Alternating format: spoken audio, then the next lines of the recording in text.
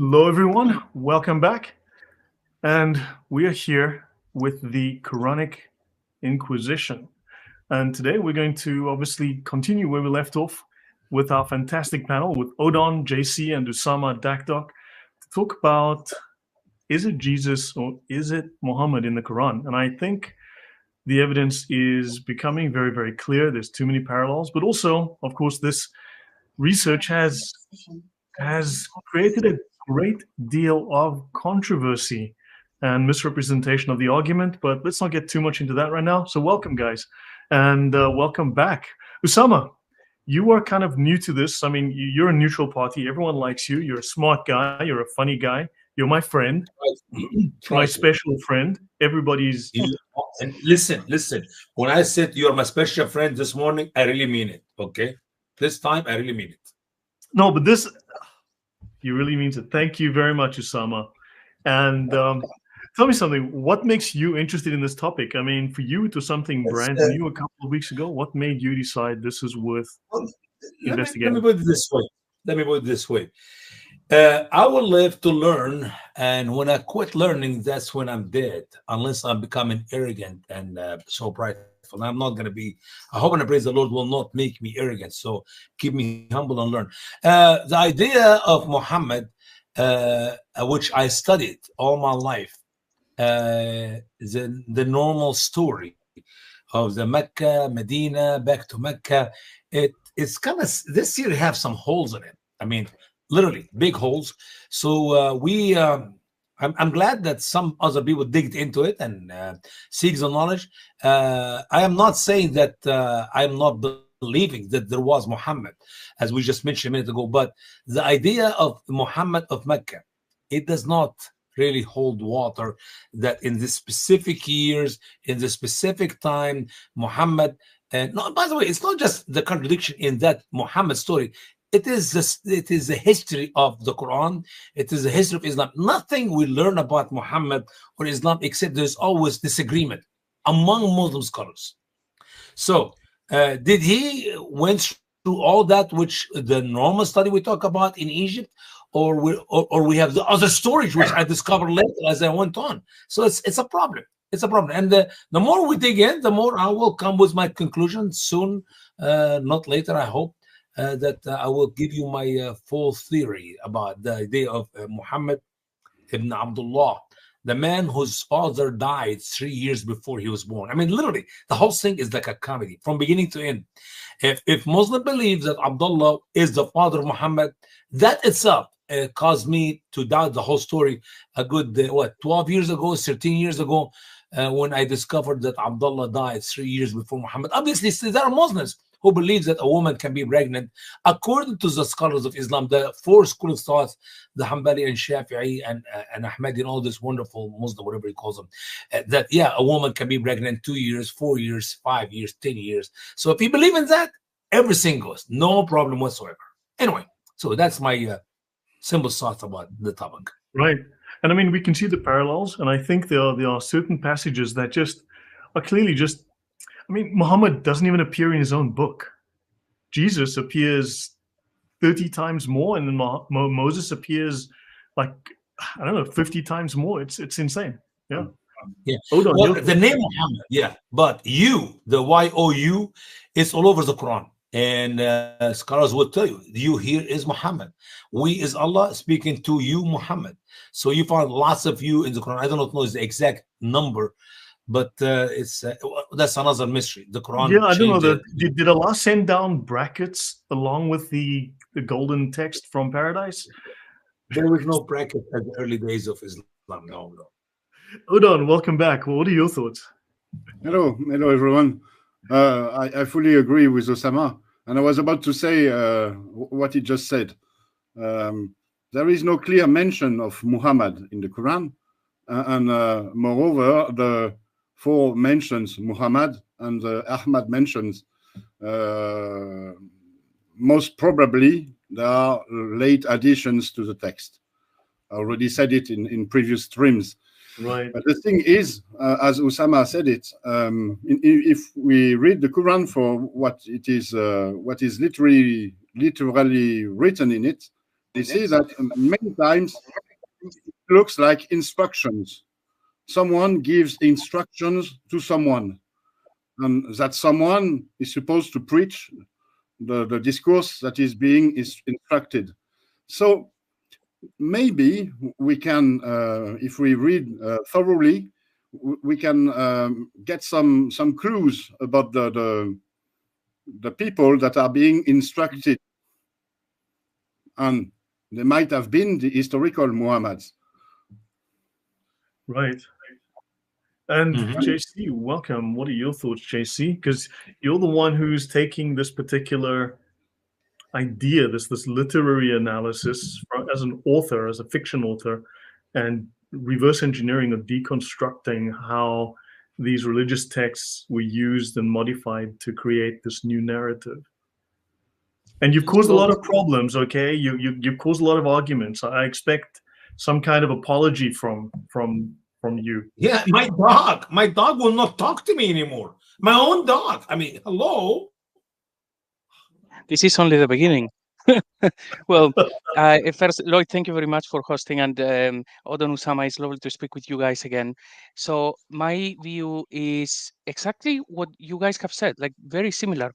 I think everyone at one point believed in the narrative. Some people still do. And then at one point or another, for different people, different times, we would find something that really doesn't make sense. And we think, no, there must be something else to this story. And then we dig into it. The problem is that when you do that, then you find more and more problems and the whole thing collapses. So at the moment, everybody is analyzing everything, all the scriptures and the hadiths, coins, inscriptions. I'm actually just looking at the Quran and saying, I'm not going to take anything for granted, because the people who has told us what those verses mean, they were liars. Well, so if somebody says, in here it says, you, that is Mohammed, it's like, okay, let me read the verse and see if it's describing Mohammed or if there is something else going on. So that's all we do. We just look at the Quran. You know, I think we all agree that when we read the Quran in the sense that Odon first described it, and now with your lens that we're looking at it through, the Quran seems to make a lot of sense. It actually seems to make then a coherent story that continues at least in a vaguely Christian tradition. It does seem to hang together with previous Christian traditions. It may be heterodox, sure, but then it seems to make sense. But Usama, I mean, we've done what, 38 episodes now on the Quran and Tafsir, and that has been a riot. And we're not digging deep, brother. I mean, there's so much stuff we left behind, because if I will follow the writings of Ibn Kathir in his book, The Bidayah wa Nihaya, the beginning and the end, the story of the Prophet, Qisas al-Anbiya, Lord have mercy, we will still be talking about that. But we see that the Quranic story is incoherent. It makes no sense. It makes assumptions. It makes jumps. It has huge gaps. The Tafsir has to fill in gaps that the Quran leaves empty. Otherwise, you have a completely incoherent story that cannot support its origin and cannot support its continuation. You're absolutely right. And by the way, this will carry on all the way until we get to the last chapter of my book, volume 2, which is about Muhammad. Even the story of Muhammad is actually, wait a minute, the story of Muhammad is actually worse than that which is written about the rest of the prophets, which Muhammad mentioned earlier. I mean, think about it. It does not, I mean, it seemed to me, Muhammad, in his own teaching in the hadith, assured us that his mother and his father are burning in hell. But somehow, when you read the story about the birth of Muhammad, the light came out of her mother, and the light, first of all, the light came out of the father to Amna, and the light came out of Amna when Muhammad was born. It's like, hello. Why not Amna became a Muslimah? Why not Abdullah became a Muslim? I mean, it doesn't make any sense. He curses his family. Yeah, just so you know, before part 2, I'm going to join the witness protection program and change my name, okay? It's just so you know. Odon, just to protect my sanity. Odon, what are your thoughts?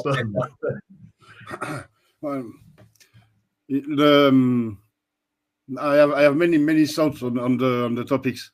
One that comes to mind, because I am reading this huge book, The Muhammad of Historians, which is a sort of follow-up to the Quran of the historians that has been published in French. So there are two huge books with something like 40 academic studies about the depiction of Muhammad, studies about Muhammad in the Quran, and so on. And one thing that comes to mind is that among knowledgeable scholars, they all know that there is no historical Muhammad. They all know that the prophet, the story, the character of the Prophet of Islam is an invention. They all know it. So why is this reading, I believe you. I mean, academics must obviously be able to see this story makes no sense. But why has there been such a backlash, at least from the YouTube community? I mean, why is there such a backlash, do you think? Because it might, I won't blame it on the academics, but they haven't built on this discovery. They know that the Islamic character is false, but they do not dare to replace it with their own hypothesis. And so there is a sort of blank that is filled by us, that is filled by our work, by the work of independent researchers. So scholars didn't want to touch it, so they've left it open to us, and we're the ones that are now. So we've taken the opportunity. Do you think there's that we have? I mean, you could dismiss us all as amateurs, but I think we've all been very thorough and loyal to the source material. And I think we've been very detailed and honest and open and upfront about our research. But I mean, there are others on the other side of the fence. You know, I just find it strange, and I don't buy their arguments, because evidence like the coins, the maps, the lack of archaeology, all of these things, you know, these can't just be dismissed. And the convergence of all these clues. Yes, we see no divergent clue. Bring me a coin with Muhammad Rasulullah from 635, for example. That would be very hard for me to explain. But there is none. At least, you know, here's a fact. One of the reasons which make me strong in my belief in the Christian faith is that the writings of those who hated Jesus, the writings of those who did not like Christianity, about the truth of my Christian faith. So it's not just the disciples write to us about Jesus. How about the philosopher or the writers or the historians write about Jesus? How about the people who did not like Jesus write to us about Jesus? So you cannot deny there was a guy by the name Jesus. I don't know how you believe about him. Is he the son of God? He's a fraud. He's a blasphemer. He's whatever. But there are plenty of material written. Where is this material was in the case of Muhammad? There is some. We have some external sources about the leader of one of the Arab factions. We have the Chronicle of Sebeos. We have the anonymous fragment, for example. We have the Doctrina Jacobi. But the thing is, they do not describe the Prophet of Islam. And that's the main difference with the literature about Jesus. When the Jews wrote about him in the Talmud, they did not deny he existed. Such as the Romans, for example, the earliest testimonies of Christianity and the existence of Christ. Excuse me, Usama? Like Tacitus? The Roman, for example, and what is being written about Jesus converges with the Christian narrative, whereas the external sources about early Islam do not converge with the Islamic narrative. They depict, for example, a leader named Mahmed or Mahmad, not Muhammad. This is something to consider, for example. They depict a leader who was urging his followers to conquer the Holy Land, not Mecca. Right. And there are some huge historical events that are not taken into account by the Islamic narrative, such as the rebuilding of the temple in Jerusalem. Yeah. Which is something of who should have had an enormous impact on the narrative, but it's not even there. There's only the mention that a companion of Umar, when he took Jerusalem, asked him the permission to build a synagogue on the Temple Mount. Right. Yeah, JC, let's go over to you, and then we'll jump into the research. Your last thoughts, JC. Well, I think we can all agree that there are holes in the narrative, and yes, there was someone, at least someone, probably more people that, as described in the Doctrina Jacobi and by Sebius and so on, there was someone. But in order to find out what that person was preaching, what was even his beliefs, his religion, we have to go to the Quran, to the Hadith, and to all of those sources. Now, the Hadiths, of course, are being just discussed by everybody. Now I'm just looking at the Quran, and one of the examples that we have covered before is the Quran says in 3 different places that Jesus died, and Islam says that Jesus didn't die. Therefore, if there was a Muhammad, he could not have been the prophet of Islam, because that would have made him an apostate.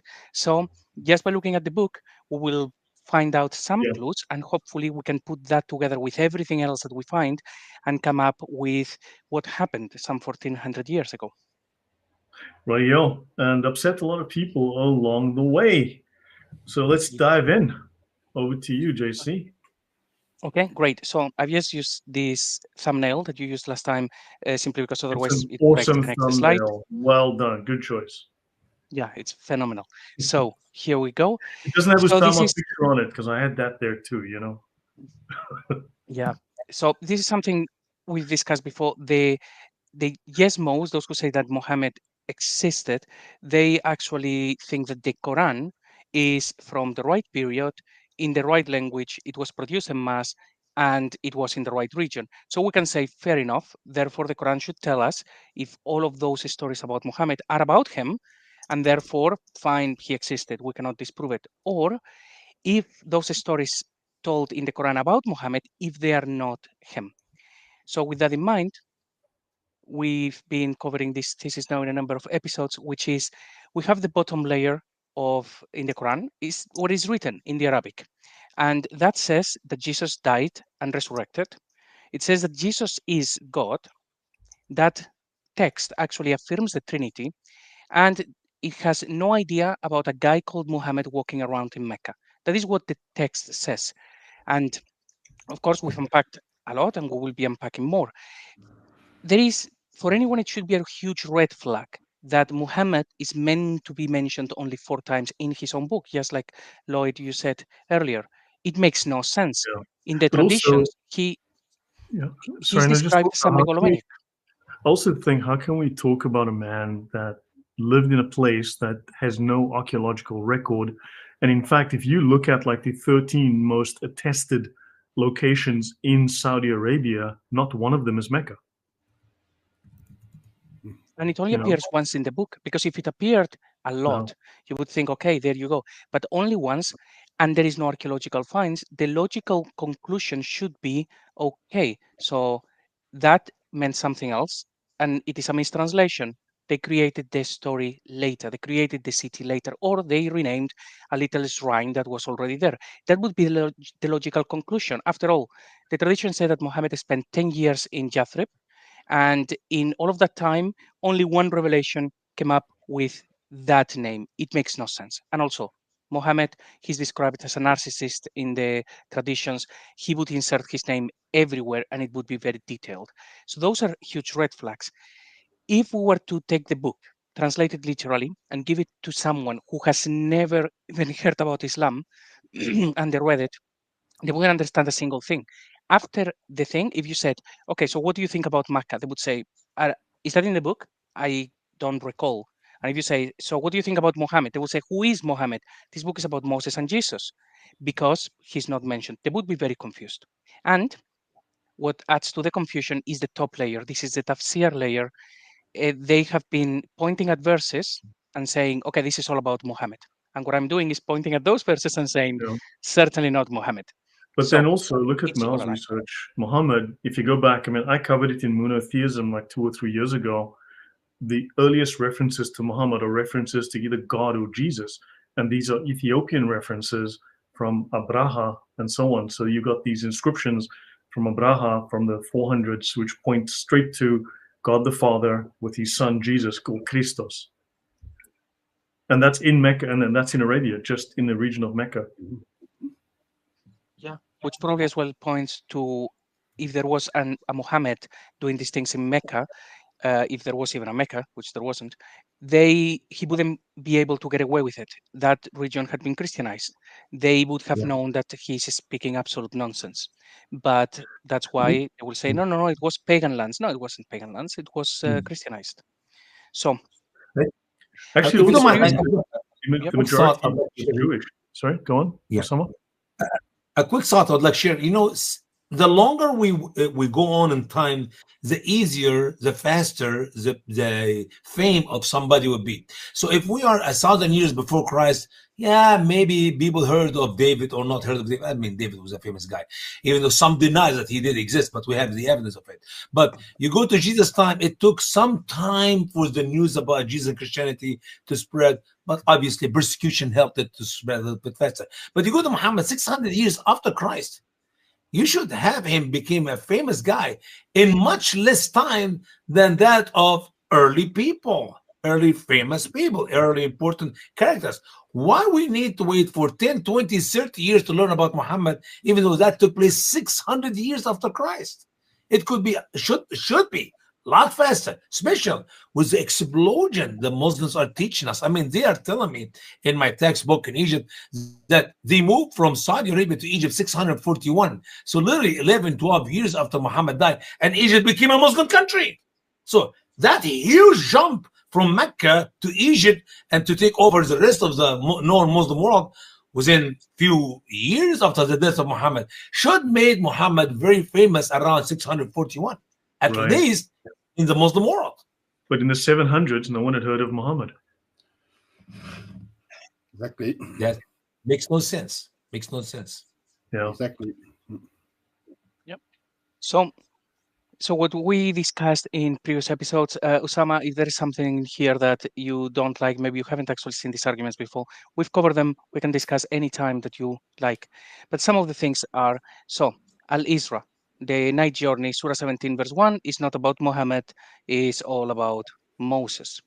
The Surah 97, the whole thing, the night of Al-Qadr, nothing to do with the Quran being revealed or descending from one heaven to another, is the birth of Jesus. And we know as well that the moon split, that is in the book. It says the hour has drawn near and the moon has split, but there are no stories written about that until much, much later. So we know that they were creating hadiths trying to put Muhammad into the book. Yeah. Ibn al-Qais wrote poetry 35, 40 years before Muhammad, quoting the same verse, when Shaq al-Qamar. So the split of the moon was known about. As a matter of fact, the daughter of Ibn al-Qais came to Muhammad and she told him, this is, according to the scholars writing, Muslim, this is a statement you take from my father's writings. Yeah. And then also the Burak story comes from the 800s from a poem, and it's attributed to Abraham. So the Quran wasn't written in 625 or 638. When aspects of it are written 2 centuries later. Yeah, well, I hate to jump, but when the thought comes to my head, I don't give it out now. I'll not remember it later. In the story of Joseph, Quran chapter 12, Joseph was sold for few of dirhams. Dirham as money did not exist in Muhammad days. As a matter of fact, in the story of the cavemen, you're talking about go with your paper. You talk about money made out of paper. Paper money was not invented by the Chinese for hundreds of years later. So how can you have these verses in the Quran about not silver, but dirhams, not about just money, but paper money? Somebody play with the Quran hundreds of years later. I don't know. Yeah. And that's the 750s when the dirham was first used, I believe. So this is 120, 130 years after Muhammad dies. Whatever the date is, I know for sure. Yeah, so the Quran, I mean, so this money comes more than a century after the death of Muhammad, when the Quran is already finished. So how do they include something from the future into this book? Odon, I think you want to say something? It was just about the split moon. What you said, Usama, you referred to some pre-Islamic poetry, which is part of the Islamic narrative. We have no mention of this Islamic poetry other than in the late Islamic narrative. And when you look at the verse, it's a very simple verse. The hour has come near. So it talks about the days last, the judgment day. And so it talks about the catastrophes and the signs there will be during this time. So there is nothing about a Quranic miracle or Muhammad having split the moon or something like this. It's just a prediction about the apocalypse. And at a later time, when the makers of the Islamic narrative needed their prophet to perform miracles, they looked in the Quran for verses that might fit a probable miracle having been done by their prophet. And so they selected this one and invented the miracle of the split moon. And that was it. I did this research I got 20 years ago when I translated my Quran, and before verse 1 of Quran chapter 54, I wrote, Muslims claim that Muhammad divided the moon, but the infidels still would not believe. Actually, the verse does not say that Muhammad divided the moon, but simply that the moon is divided. Verse 1 is actually poetry written by a poet. His name is Imr al-Qais, who died in 540 AD. Notice Muhammad was not born until 570 AD, according to the Muslim historians' writings. So, somebody can correct my information here. I would love to hear the you see the problem This just big clues, because all of those things are actually pointing at what happened. And like Odon said, this is actually written later to make it about Muhammad. So we know that the text is there and it says one thing. In this case, okay, fine, we can say that it comes from some poetry, but it has nothing to do with Muhammad. And then later, people create not only the hadith, the whole isnad and everything, because they have to give him a miracle. So all of these things are very, very big clues. For me, when it comes to the moon split, I haven't found a single account of outside of the narrative of people saying, hey, we believe in our guy because he split the moon. You would think that is the first thing they would say when they encounter a Christian, because if Jews would say Moses split the sea, Jesus died and resurrected, and what they would say about Muhammad, he split the moon, the big sign. But it is not discussed outside of the narrative until much later. So we know the book is there at one point, and then later they're writing stories to make it about Muhammad. So and here's the fact: we're talking about 30. The Bible records to us 31 miracles of Jesus. We have never discovered miracle number 32 years later, which means when Jesus performed these miracles, it was in his lifetime. People saw it, people believed it, and it's not like Jesus performed some miracle or he did something and then 500 years later, maybe 1,000 years later, oh, here he is, Jesus did perform a miracle. No, what is the purpose of having a miracle to be performed if people did not see it and believe it on the spot? See it and believe it. Good point. It's the miracle of the Quran. It's the miracle of Biddah.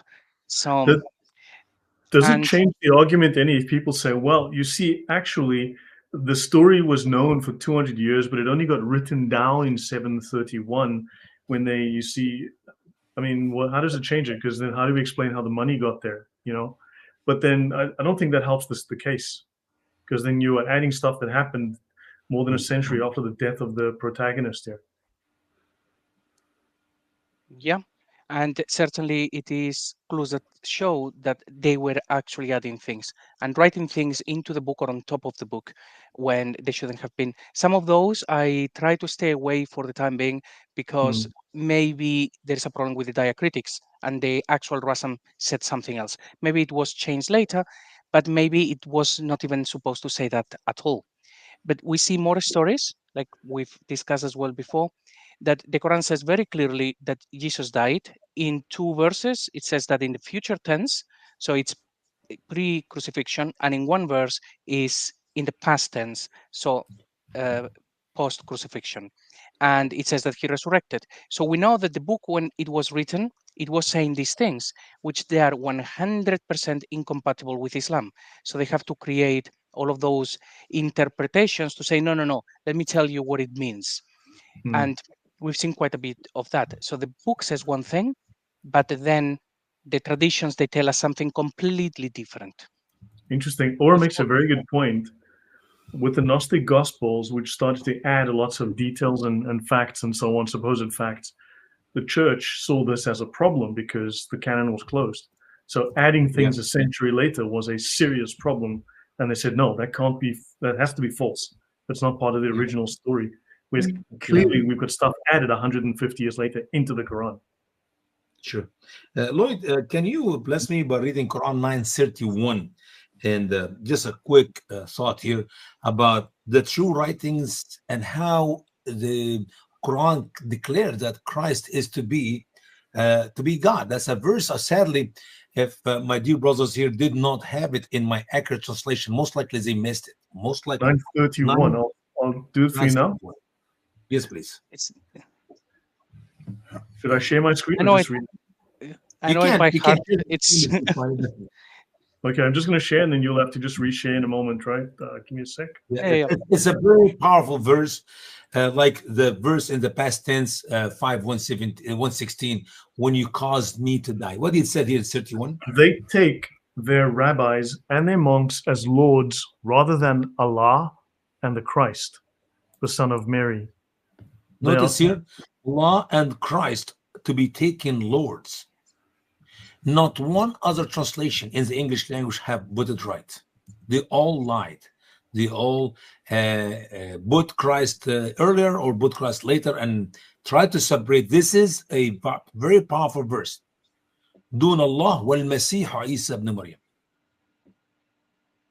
والمسيح. And they're not commanded to serve except one God. So you've got one God, that's Allah and the Christ. Yeah. That's a big problem for Muslims who will be honest with themselves when they read. I know 5:16, when you caused me to die, past tense. Actually, that led my friend Mustafa.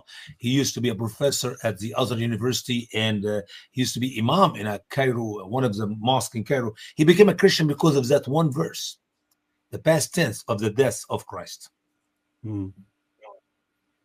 Yeah, and the Allah and the Messiah, that one is the only place where they actually have that.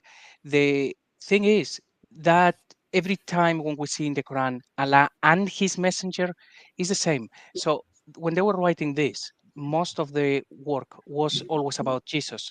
In all of those verses that talks about the messenger, they have really tried to push Muhammad into those verses. But the majority of them, if not all of them, are of course about Jesus. Is actually always associating Allah and his messenger, exactly the same as Allah and the Messiah. So, but yeah, the book says very clearly that Jesus is Lord. And we've seen as well, they call him the Word. He's the Word of God.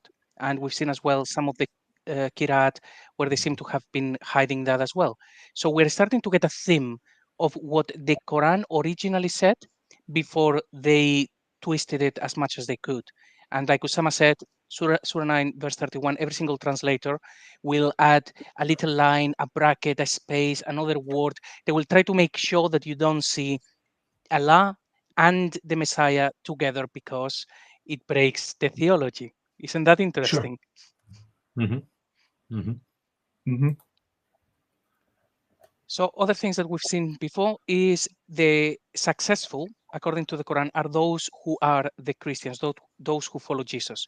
The verses that say something like, those who do whatever will be the successful, there are vague verses. Those are the ones that say, those who pray and do righteous deeds will be the successful. And it's like, fine, that's every religion that you can think of. But then the specific ones, every single time is Jesus. And the ones that we think, no, this is Mohammed because it says Allah and his messenger. If you unpack it, as we did one verse last time, it is very clear it was always about Jesus. So the book had this theme and it had no idea about Islam at this point when it was written. We saw as well that the messenger, the Ummi prophet, it was a description of Jesus, and also that the word Shekinah is very rebranded into the tranquility of Allah, because otherwise it gets too close to the Trinity, most likely. So we've seen plenty. For anyone who hasn't seen any of the previous shows, this is not about taking one verse and just looking at it and that's it. This is a compounded argument. It's about looking at hundreds of verses, and we see the theme and we see exactly the lies and how they have changed things. So if someone is new to this and they say, oh, hang on a minute, they're just taking things out of context. Yes, look at the other 200 verses that we've discussed and we take it from there. All of those things that we see here is the Islamic narrative. It is not in the Quran. It is not the source. The people who have told us the stories, they were liars. That's what I want people to remember as we go on. They lied about what the book was saying. They created a fictitious story, and that fictitious story is what we read.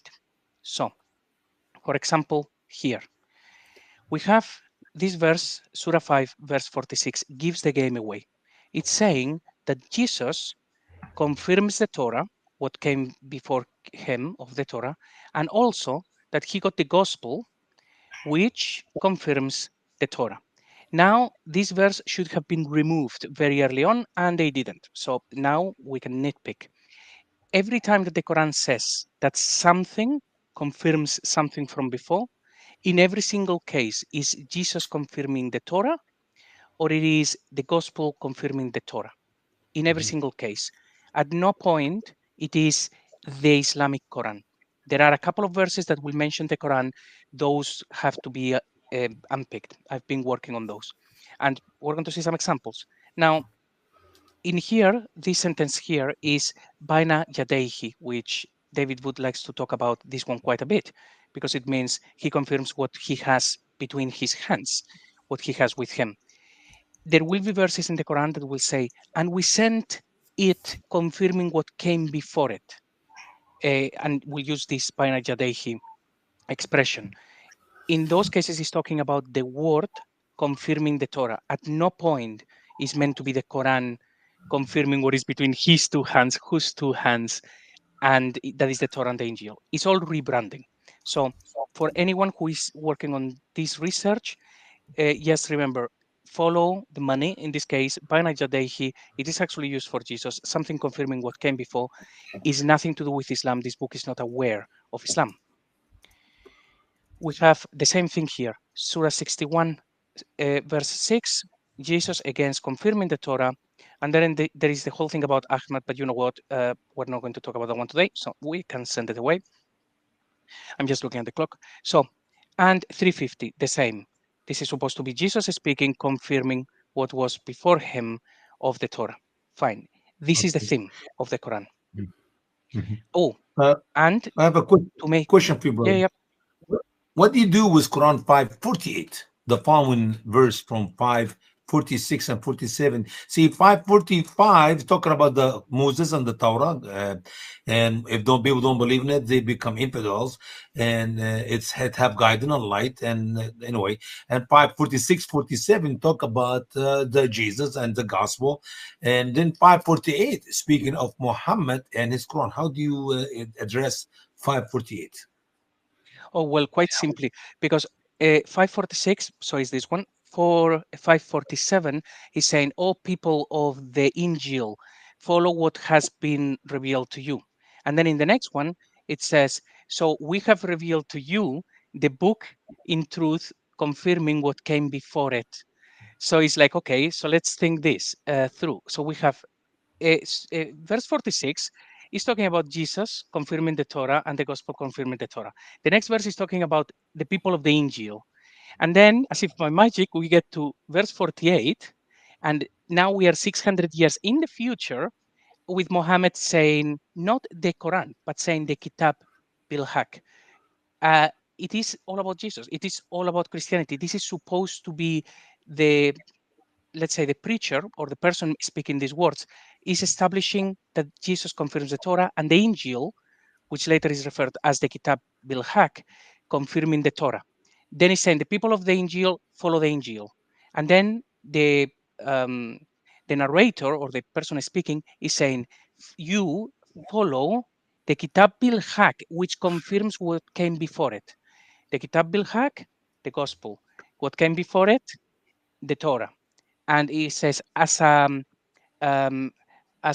is faithful over it. The word is Muhaymin. Is it Muhaymin? Muhaymin Yes, alayhi. Muhaymin over it. Mhm. So the Injil is Muhaymin over the Torah. Muhaymin being from the word of faithful, which comes from Syriac, if I remember correctly, which means is faithful to the previous book. If it is the Quran, it just breaks everything. That's how I would interpret 46 to 48. If I might add something here, there is a general meaning that comes out of those verses 48, 49. We see that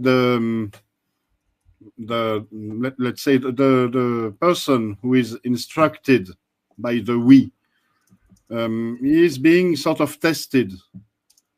It seems that he lives in a sort of coexistence with Jews who abide by the Torah. But he, since he has the gospel plus the Torah, he is a bit different than the Jews.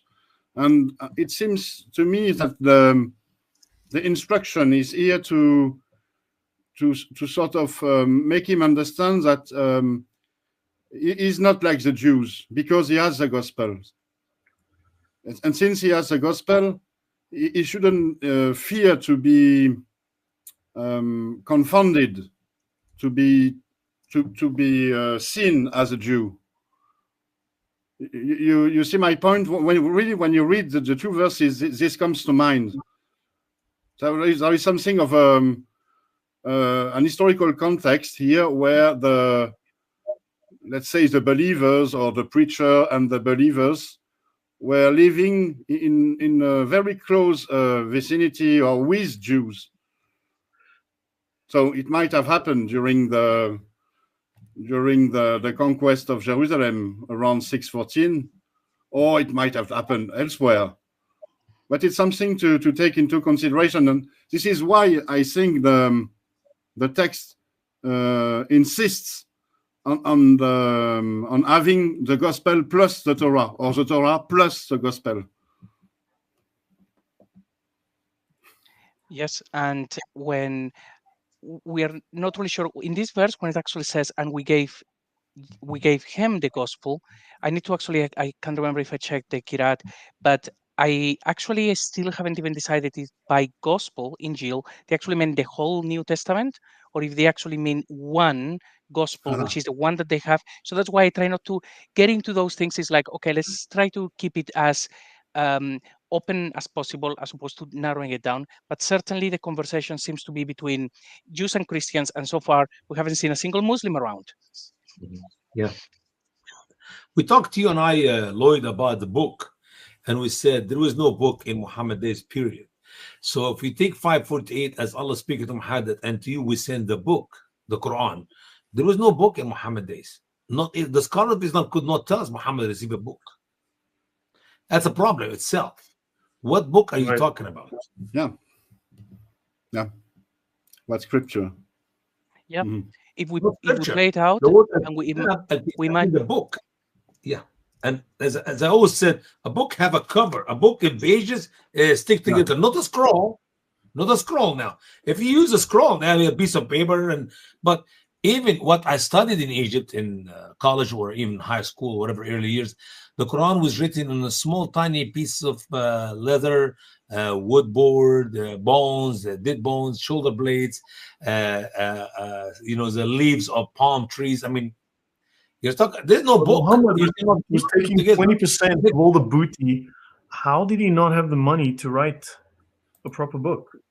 No. I don't think if there was Muhammad, brother. If there was Muhammad, it would be so stupid of him to write his book in a book form. When you're lying, you don't want to record your lyings. You don't want to make a video about it. Fishermen, and they managed to properly write a book, or at least a scroll. Yeah. There's something else about the meaning of the word book or kitab. Kitab in Arabic, it's not book, per se. It's scripture, what has been written. And it is very close to the Hebrew katov, which is the same word, exactly the same word. And in Hebrew, we use the expression katov for scriptures that have become sacred. You see, for example, when a rabbi teaches, his students learn his teaching by heart, and as time comes by, his teaching is recognized as sacred, and then is put into writing, and then it becomes a katov, a kitab. Kitab. So you see the difference here. The kitab is something that is religion, that has become religion, that has been sacralized. So they are using the word and they're giving it another meaning, and we're being distracted with this other meaning and missing that it's actually. Yeah, when we say book, actually, it's not really a book. It means a scripture for a religious instruction scripture that has been sacralized, such as the Torah, for example, or it could be also the Talmud. The Talmud is a perfect example of a scripture that has become sacralized. And in the Quran, the great offense that the Jews did is that they made the Talmud into kitab. They sacralized it. They make it an equivalent of the Torah, of God's word. If we, something like, just hold that thought for one moment. Here's something that I'm not going to explain it very well, but I get the sense, and I spoke to JC about this, and it's very hard for me to explain this, but you just spoke of the Talmud, which is like an exegesis of the Torah, right? As well as an exegesis of the 632 mitzvot, the oral law, which ultimately is written down, right? But it's an expansion and application of that. I get the sense sometimes when I'm looking at some of these arguments and the way that there's more than one group that's fighting within this Quran. There's more than one group. At one point, it was with these guys. Another point, you had these guys. And another point, you had a different group. But one group seems to be, we only deal with the scripture alone, just the book. We don't need anything else. And another group wants to use secondary sources, right? So I get the sense there's a fight over an oral tradition group that needs to expand upon this, and a group that wants to stick to this thing alone. And there's a friction between them, because when you're working from the Quran alone, it's so vague, there's no way to explain things. And another group writes these additional secondary sources to try to explain some of these. And a third group came and had to merge these to make sense of it, because you had this the story with no justification, the guys who try to write the background, and then the third group had to merge these as one story. That's the sense I get. Usama, and then Odon. Yeah, well, the Quran only people, they are the one who is embarrassed of the writings of their scholars. Right. They read it. It's not like they're not familiar with it. They read it and they are embarrassed, like, whoa, are you serious? Is that what Allah actually meant? Is that what actually Muhammad said? So what they do, so I don't believe in the scholars. I don't need Ibn Kathir, Al-Tabari, Al-Qurtubi, Al-Jalain, or Dawud, Damakhshari. I don't need these people. I can figure out myself. When in reality, he knows he cannot understand anything about it by himself. Yeah. So you get to the mixed groups, like, well, here's the deal. I will take some of what the scholar said if it makes sense to me. Well, so this is genuine sense of these three groups that it's just something that's been bugging me now for a couple of weeks. And I spoke to JC about it. Odon, what are your thoughts on this? Because someone had to harmonize and synthesize this mess, and that's the feeling that I have. I mean, it's what I'm kind of figuring out lately. Yeah. Actually, I didn't get your point, Lloyd. Oh, let me try again. Your point on the three groups.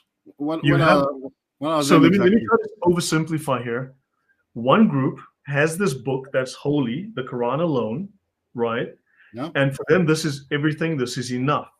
The problem is it's not enough to explain its history, its origin. It cannot justify itself.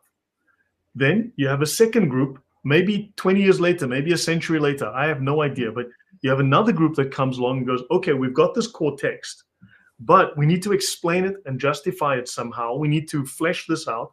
They write a bunch of secondary texts, right? Your tafsirs or whatever the heck, right, to try to explain this. Then a third group, and they make up a bunch of nonsense too.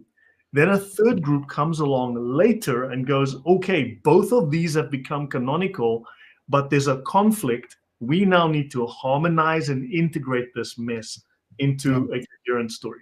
That's kind of a sense that I'm getting based on the arguments that I'm seeing. Yeah, I think this process happens many times during the fabrication of Islamic narrative.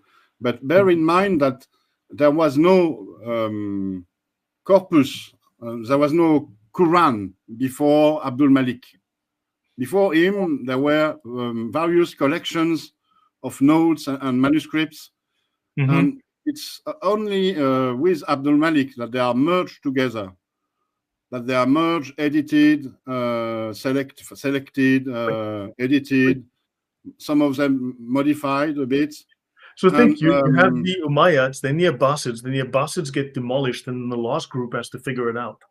Came the Ottomans, maybe. But the thing is that for example, the early Umayyads, starting from Abdul Malik, they did not see the Quran as the Abbasids later saw it.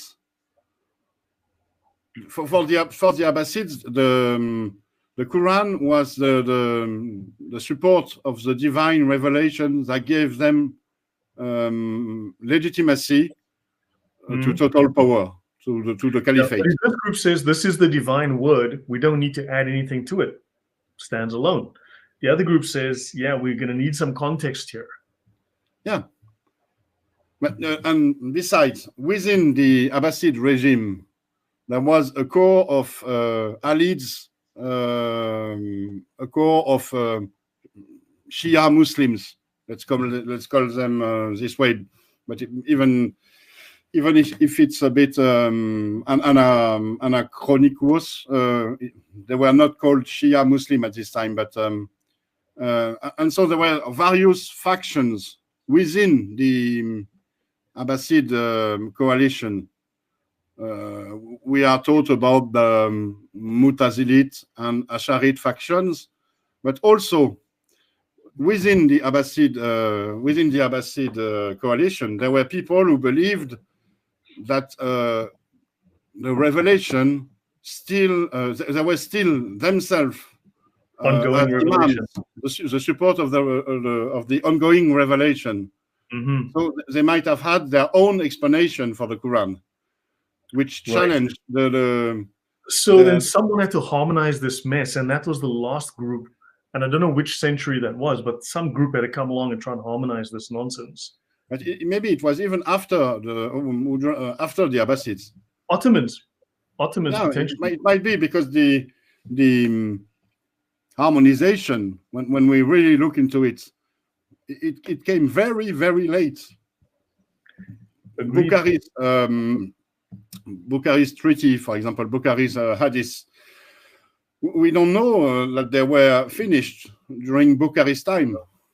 Yeah, Usama, the earliest manuscript is something like 200 years older, younger, excuse me, than Bukhari's. True, but then also we don't know when they were fully canonized. But Usama, do you have to leave early? You said you may need to leave. I'll wait a little bit. Yeah. Would you like to add anything before I go to JC? Because I've got a question for JC after this. No, we're good. We're good, brother. JC, Odon, Owa makes a good point here. When the Quran says gospel, Odon, I'd love to get back to that question a bit later, but yeah, that would be interesting to discuss. It says when the Quran says gospel, it may mean the four gospels, right? Because the main group that is in the Quran rejected the epistles; they are never referenced. So JC, what is it that the Quran never references? What does it reference and what does it not reference? Maybe that also tells us to what texts were extant or which group was active because they had leaned on a certain thing, and maybe we can trace that historically. Well, I think we just see the name there, Injil, and nobody knows what it is. What is the Injil, right? The thing is, I'm doing sessions with our brother John, who is looking at the themes that we find in the Quran and interpreted them through the Bible. And so far, he has found the themes that we find everywhere, as well in the Acts of the Apostles. the whole Mhm. Bible from Genesis all the way to the book of Revelation, like the Really? same themes. So I cannot say how much these people actually knew, but so far it looks like they knew more about Christianity than we give them credit for. Okay, and the leanings are very Syriac Christianity, right? Because the language tends to lean Syriac. The leanings seem to be very Syriac church, like Nestorianism sort of leans in that direction, doesn't it? Yeah, but we have to unpick more and more verses. A lot of these problems that we have in verses that they seem to point at Muhammad is because they try to put him into a verse, and in order to do that, they had to break the verse, and they do that with the diacritics. So once we understand the theme that is going on around the verses, is when we can say, okay, these three words really stick out like a sore thumb, and we can try to figure them out. And by we, I mean that should be a word for someone like Usama who understands the language and can figure those things out very, very quickly. A quick share here. The word Injil is written in the Quran 12 times. I don't have to quote you, trust me for that, but I got the location if you're interested. But the first time I have in my translation, I said it is actually a non-Arabic word of Greek origin, which means it's words the gospel, the good news. That is the word Injil. And by the way, I believe Muhammad or whoever wrote the Quran does not know what the word Injil is, because Injil is Bishara. Bishara is Khabar Sar. It is a good news. It's a Khabar Mufrah. It is a joyful news. Hey, you got a son. Your son came back home safely. Something good. That is Injil, Khabar Sar. It's always good news. That's what it is. It's a Greek word. But if you listen to what how Muhammad used that word in the Quran, وَبَشِّرُهُ بِعَذَابٌ أَلِيمٌ, and give him the good news of a great torment. Man, how can you have good news of great torment? So actually, Muhammad used the word yubashir, which is a root of the word Injil. It's actually the verb of the word Injil, which gives a good news. He said it's just announce, let them know, informs them. No, that's not what the word. The word bashir, it is always gives a good news, give a joyful news, something real good, you know. But that's not how you understand hell to be. Hell is not a good news. That's a bad news. Yeah. I just want to mention something. I just want to go to Ethiopia for a moment. So the word Arabic Injil, now this is based on some research I did a couple of years back, so I can't remember it all offhand now. But it does resemble the Ethiopian word Wanjil, right? The word had already been introduced into Arabia by the Abyssinian Christians at the beginning of the 6th century. In fact, even sooner. The generally accepted origin is Greek, euangelion, good news, entering the Arabic via the Ethiopic wanjel. According to Arthur Jeffrey, the long vowel in wanjil, like the second syllable of Injil, is a very close resemblance, closer than the Syriac. So now you've got this Ethiopic link. So they have the Christian community in South Arabia at Najran, which was perhaps the oldest Christian community in Arabia, right? They were persecuted by the Jewish king Dunawas. I think he's a heterodox, as in heretical Jew, right? So many of them were Nestorians. Others were Monophysites from the Monophysite Church of Abyssinia. And in international trade, Abyssinia was a major source of trade. So I don't want to get too long into this, but Abyssinian, philologically, Ethiopic is the ancient language of Abyssinia. It is the most closely related to Arabic of all the Semitic tongues.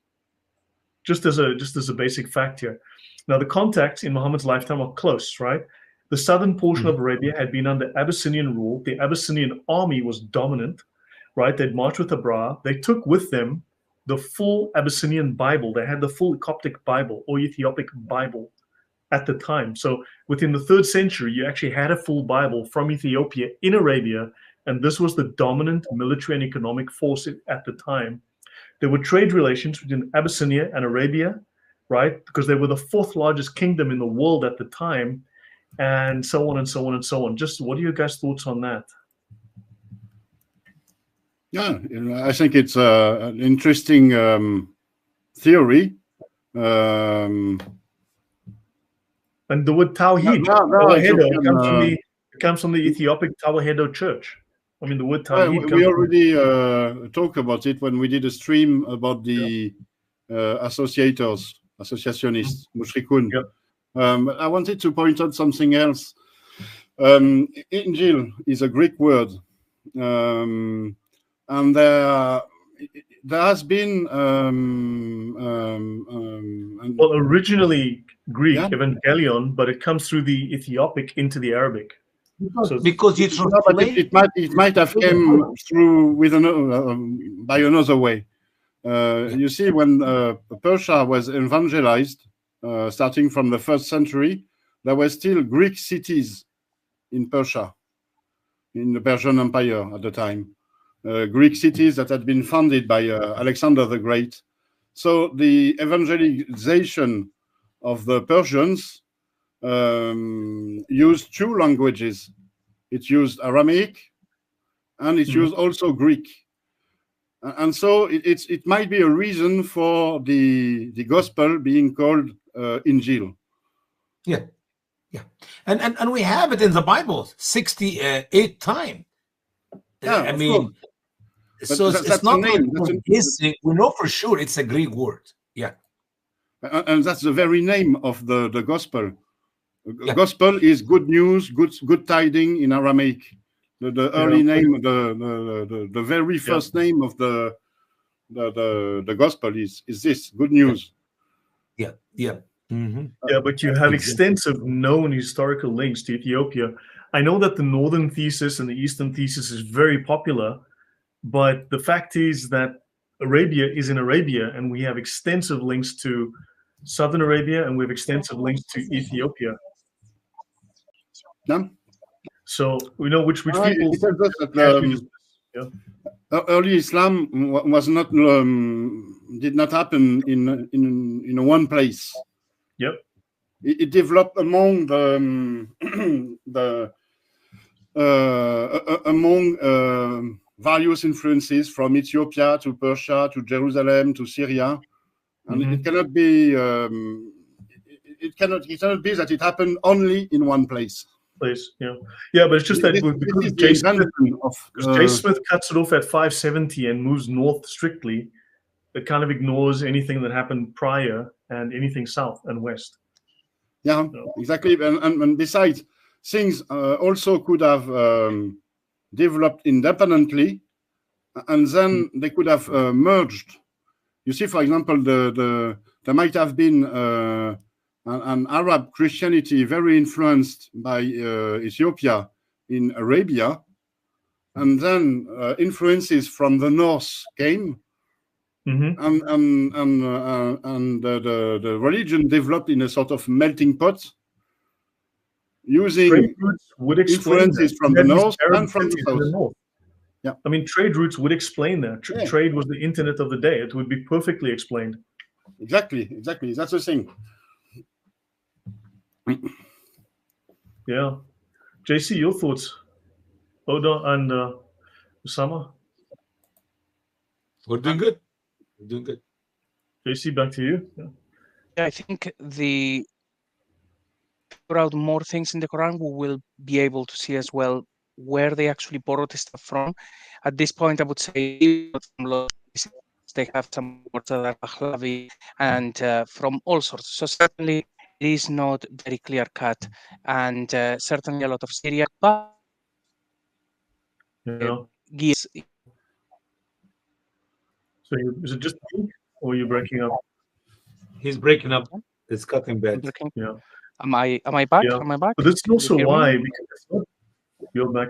It's not clear cut. This is why I have a problem with some other people, at least, who simply want to claim, yes, there was one guy called Mohammed. He was born on the 12th of February, 570 AD, and he died on the 9th of January, 632 AD, just after his 62nd birthday. You know that a bunch of the Muslims do not celebrate the birth of Muhammad. They say, actually, a large number of Muslims do not celebrate the birth of Muhammad. They think it's a no. Like Jehovah's Witness does not celebrate Christmas. What sad people. Yeah. You know, they should send their Christmas money to me. I can use it very well. I can use it. I can do what the Red Cross does. I can donate 6% to charity and keep the rest for fees.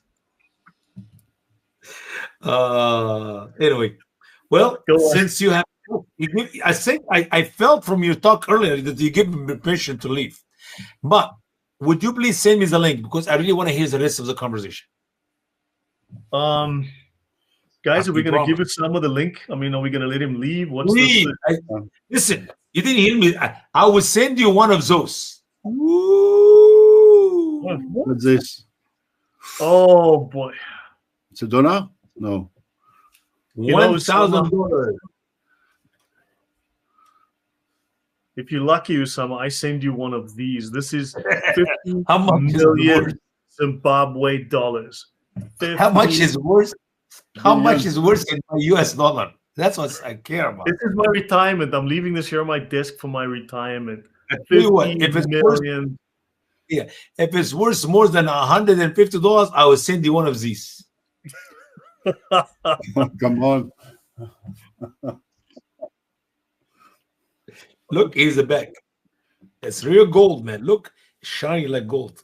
Anyway, appreciate you guys. Love you all. And I apologize for leaving early. I have to be at the shop in 20 minutes ago. Let me put it that way. But we'll catch up. We'll continue, but please send me the link, okay? Send. Nice speaking to you, Usama. God bless you guys. Appreciate you. Bye-bye. Bye-bye. Cheers. God bless. Yeah, JC, back to you. Well, I had just moved actually a slide that we're going to see in a minute for the benefit of Usama, because I think he would like that. So fine. Now, hopefully you will send him the link and he will actually pick up from here. So what we were actually establishing here is a theme. It is a theme that the Quran keeps talking about Jesus doing these things, confirming what came before it. And then they tell us when verses are saying that Jesus confirms the Torah, they change all of that and say, no, this is now Mohammed confirming the Torah and the Injil. And we're going to see that in a minute. But as it is now tradition, we see here on the very final line here on Surah 3, verse 50, Jesus confirming what was before him in the Torah, and then to make lawful for you some of what was forbidden.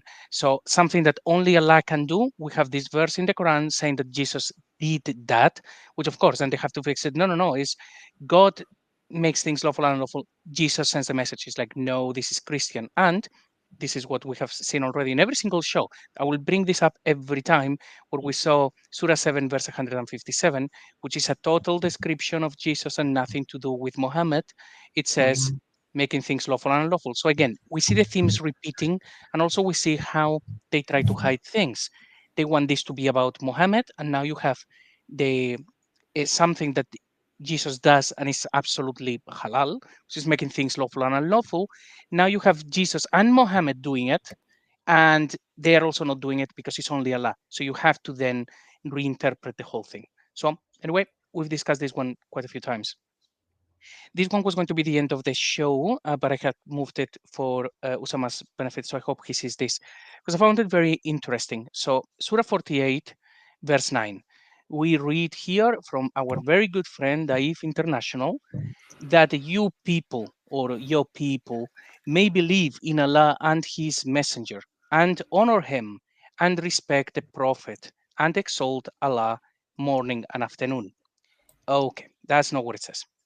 We have here, sorry, let me actually just get the mouse straight. So we have here Allah and His Rasul. That is the section. So Allah and His Messenger, this section. But there is no more Allah anywhere. There is no more Prophet anywhere. What we have is three things that you need to do. 1, 2, and 3, all connected with a wow. So that's very good. So what happens when we put this through a literal translation? So that you believe in God, in Allah, and His Messenger, so far so good. And you support Him, and you honor Him, and you glorify Him morning and evening. Now we're having a big problem here, because all of these things are about the last noun that was used, which is the messenger. You are meant to support the messenger, honor the messenger, and glorify the messenger. But we cannot have that in Islam because it would give the game away. So just like that, it changes. Now you have to honor him and respect. They have to put there the prophet. So this is where it ends. Here is Muhammad up to here. Trust me, bro. And then you have to exalt Allah, because otherwise you are glorifying the messenger. But that's not what it and says. you're an apostate. A candid question here. What could mean to support the messenger? To support the messenger. Yeah, what would it mean? How come Jesus would need some support? See what Saint Murad says. You see, with your literal rendering, word for word, so that you believe in the God and his messenger, and you support him. You support the messenger. That was, I just threw it on ChatGPT, by the way. So we could actually go with Dave International if we wanted, but let's see what Murad says. Yeah. For you to believe by Allah and his messenger and reprimand him and venerate him and something, and by the Virgin morning and pre-sunset. You know, the fact that it's always Allah and his messenger means God and Jesus. I mean, that they're inseparable, right? Clearly it's inseparable. I mean, I think you've made this very clear, JC. We can look at Usama's translation as well if you want. But the thing that is very interesting here is the following verse. Verse 10 in Surah 48. Because in verse 10, there is a clear mention of the leader of some Arabs. Indeed, those who pledge allegiance to you, they are actually pledging allegiance to God. That's very interesting because it tells us about the status of the preacher. So Usama writes, go on, sir. Yeah, the thing that is very complex and difficult to understand is that the historical Muhammad, the one that is being instructed in the Quran in order to preach to some Arabs, he was given a sort of divine power also. You see, here in the verse in Surah 48, verse 10, the instructor tells the preacher, indeed, those who pledge allegiance to you, they are actually pledging allegiance to God. Right. So you see the complexity of the situation. In the historical dossier, we have someone that does not pretend to be the Prophet of Islam, but who does pretend to be a sort of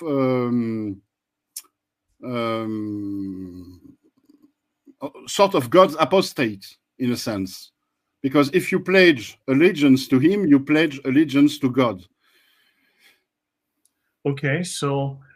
And that's interesting because it comes just after the verses we saw, verse 8 and 9. We have sent you as a witness and a bringer of good tidings, that you may believe in God and his messenger, honor him, respect him, and exalt God morning and afternoon. And because of this, we have the following verse, because of this, those who pledge allegiance to you, they are actually pledging allegiance to God. Yeah. Usama says something similar, so that you may believe in Allah and his messenger, and that you may help him and reverence him and praise him morning and evening. Surely those who pledge allegiance to you, surely they only pledge allegiance to Allah. But this could be evangelization. Yeah, it's a sort of evangelization, but it's much more than this. It's becoming part of the faction that will take Jerusalem. You become a sacred warrior, in a way, a jihadi. Probably Umar. So, but but again, the Murad translation is kind of almost incomprehensible when you read it. Sometimes it's very too literal. So again? It's too literal sometimes. Yeah, it's very difficult sometimes. Usama, I mean, makes good points. Yeah, because also, but then they both have their value. I mean, they both have their value. So hold on, let me just put you back on stream. There you go, JC. Yeah, so there's room for argument here. There's room for interpretation, certainly. There are, with Murad's translation, there are things that I'm actually investigating now, which are from his question marks. because he didn't find that word. So then we know the word is from a different language, or But he left it out. He did not find it. He just Yeah. usually left it out. yeah. It's not Arabic. So yeah, and with the next verse, verse 10, I have thoughts, but although maybe that's something that we can unpack some other time. I think there might be something else as well with that picture, Okay. but it could be as well about someone saying those things about himself. Still then talking about this one, according to Arabic grammar, and I'm happy to be corrected, this is not my area of expertise. If this is talking about Allah and his Rasul, then all of these things are going to be about his Rasul. And then we have the problem with the word glorify, which is the one Murad didn't translate, so it comes from another place. You cannot do that to Mohammed. That means basically associating him with God. So this would make sense with Jesus. Now, when we go to the tafsir, you can see exactly like what they do in here. So I'm not going to read this whole thing. Anybody can actually go and have a look. So in the end, blah, blah, blah. In addition, it is mentioned that the believers must be characterized by 3 more qualities. And what do? That they should support him, support Muhammad, and revere him. And then all of a sudden, as if by magic, pronounce his, now is Allah's purity morning and evening. If this is about Jesus, no problem. You pray to Jesus and you are fine. You cannot do it in Islam. These things are happening everywhere in the text, where there is something that if you read just what it says, you would conclude this is talking about Allah and his messenger, that would be Jesus, just like when it says Allah and his Messiah, it would be very clear. But because one of the actions given to Muhammad doesn't make any sense in Islam, they have to just reinterpret everything and make it all about Allah. It's impossible. Yeah, you're right. It doesn't make sense within Islam. It could make sense within an historical hypothesis, the one I told you about. You see, the instructor praises God and Jesus, and he does it so that the preacher, when he asks the people, he asks their allegiance from the people, he does not pretend to be Jesus himself.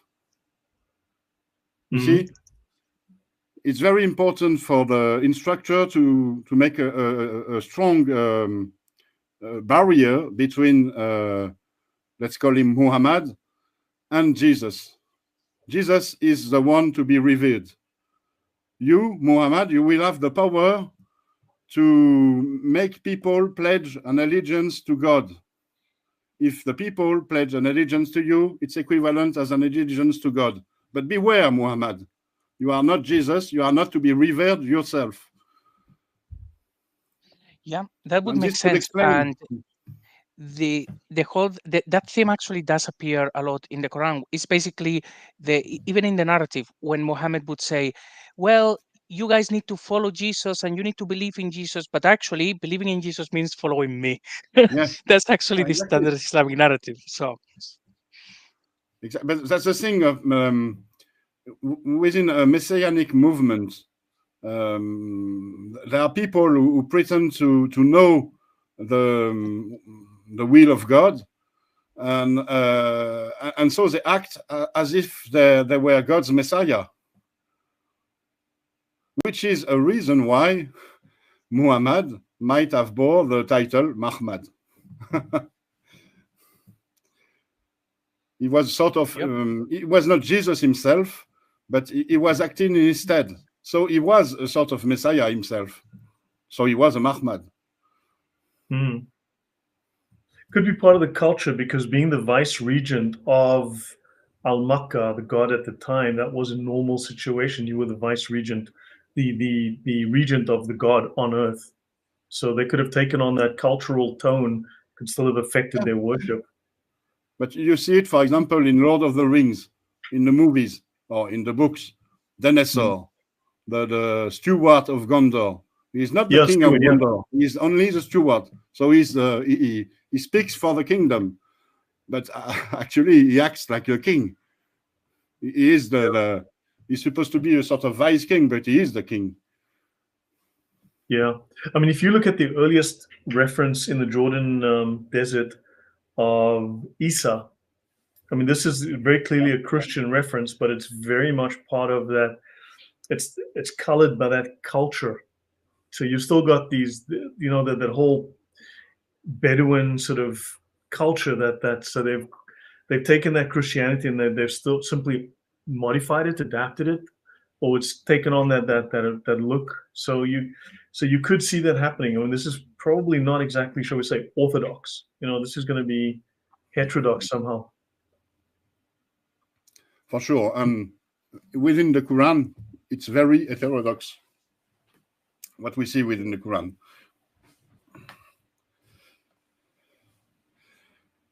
Yeah. JC, go on. All right. So I think, one second, where are the slides?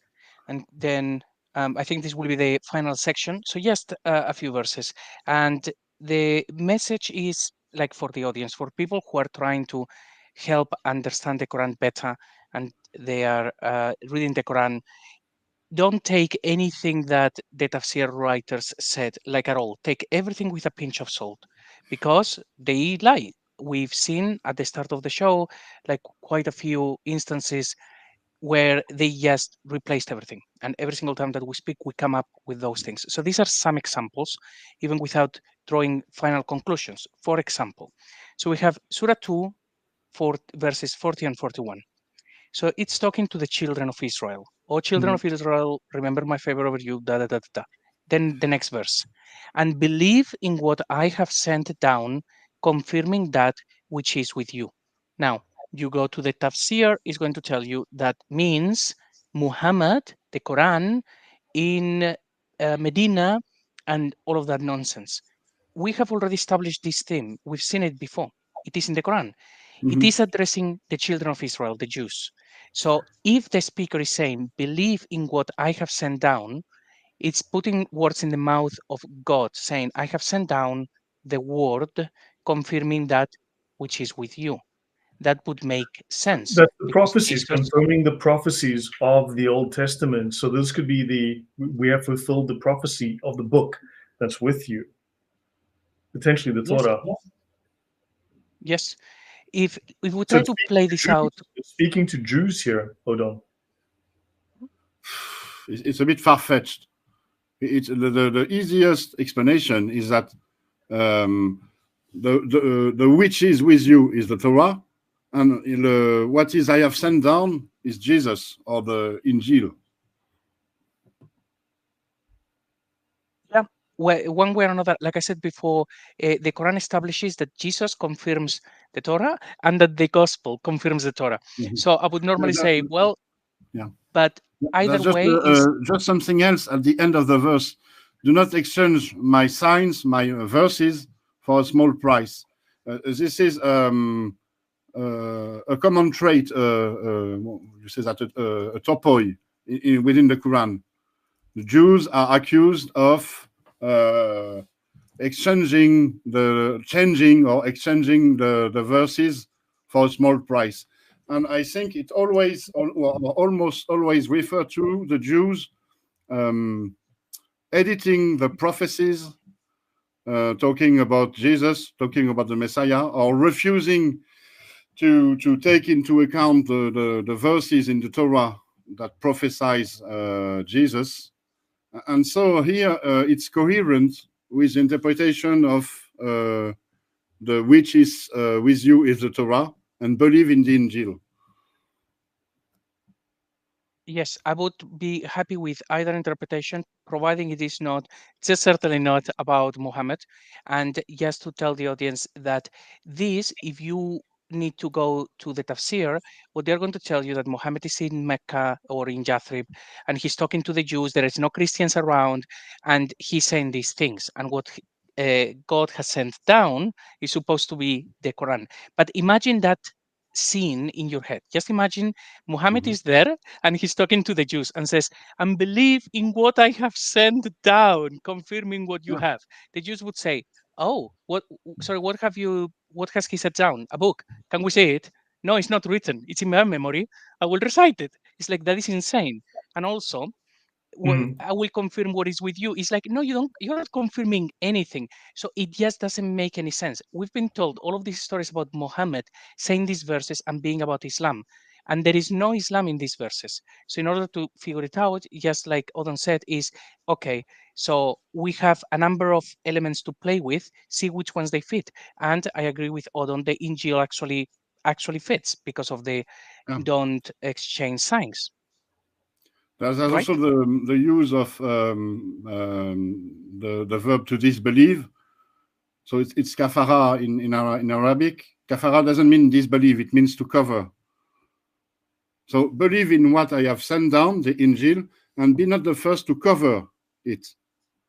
So to hide the Injil, to hide the Injil, and to hide the prophecy of the coming of Jesus and the Injil in the Torah.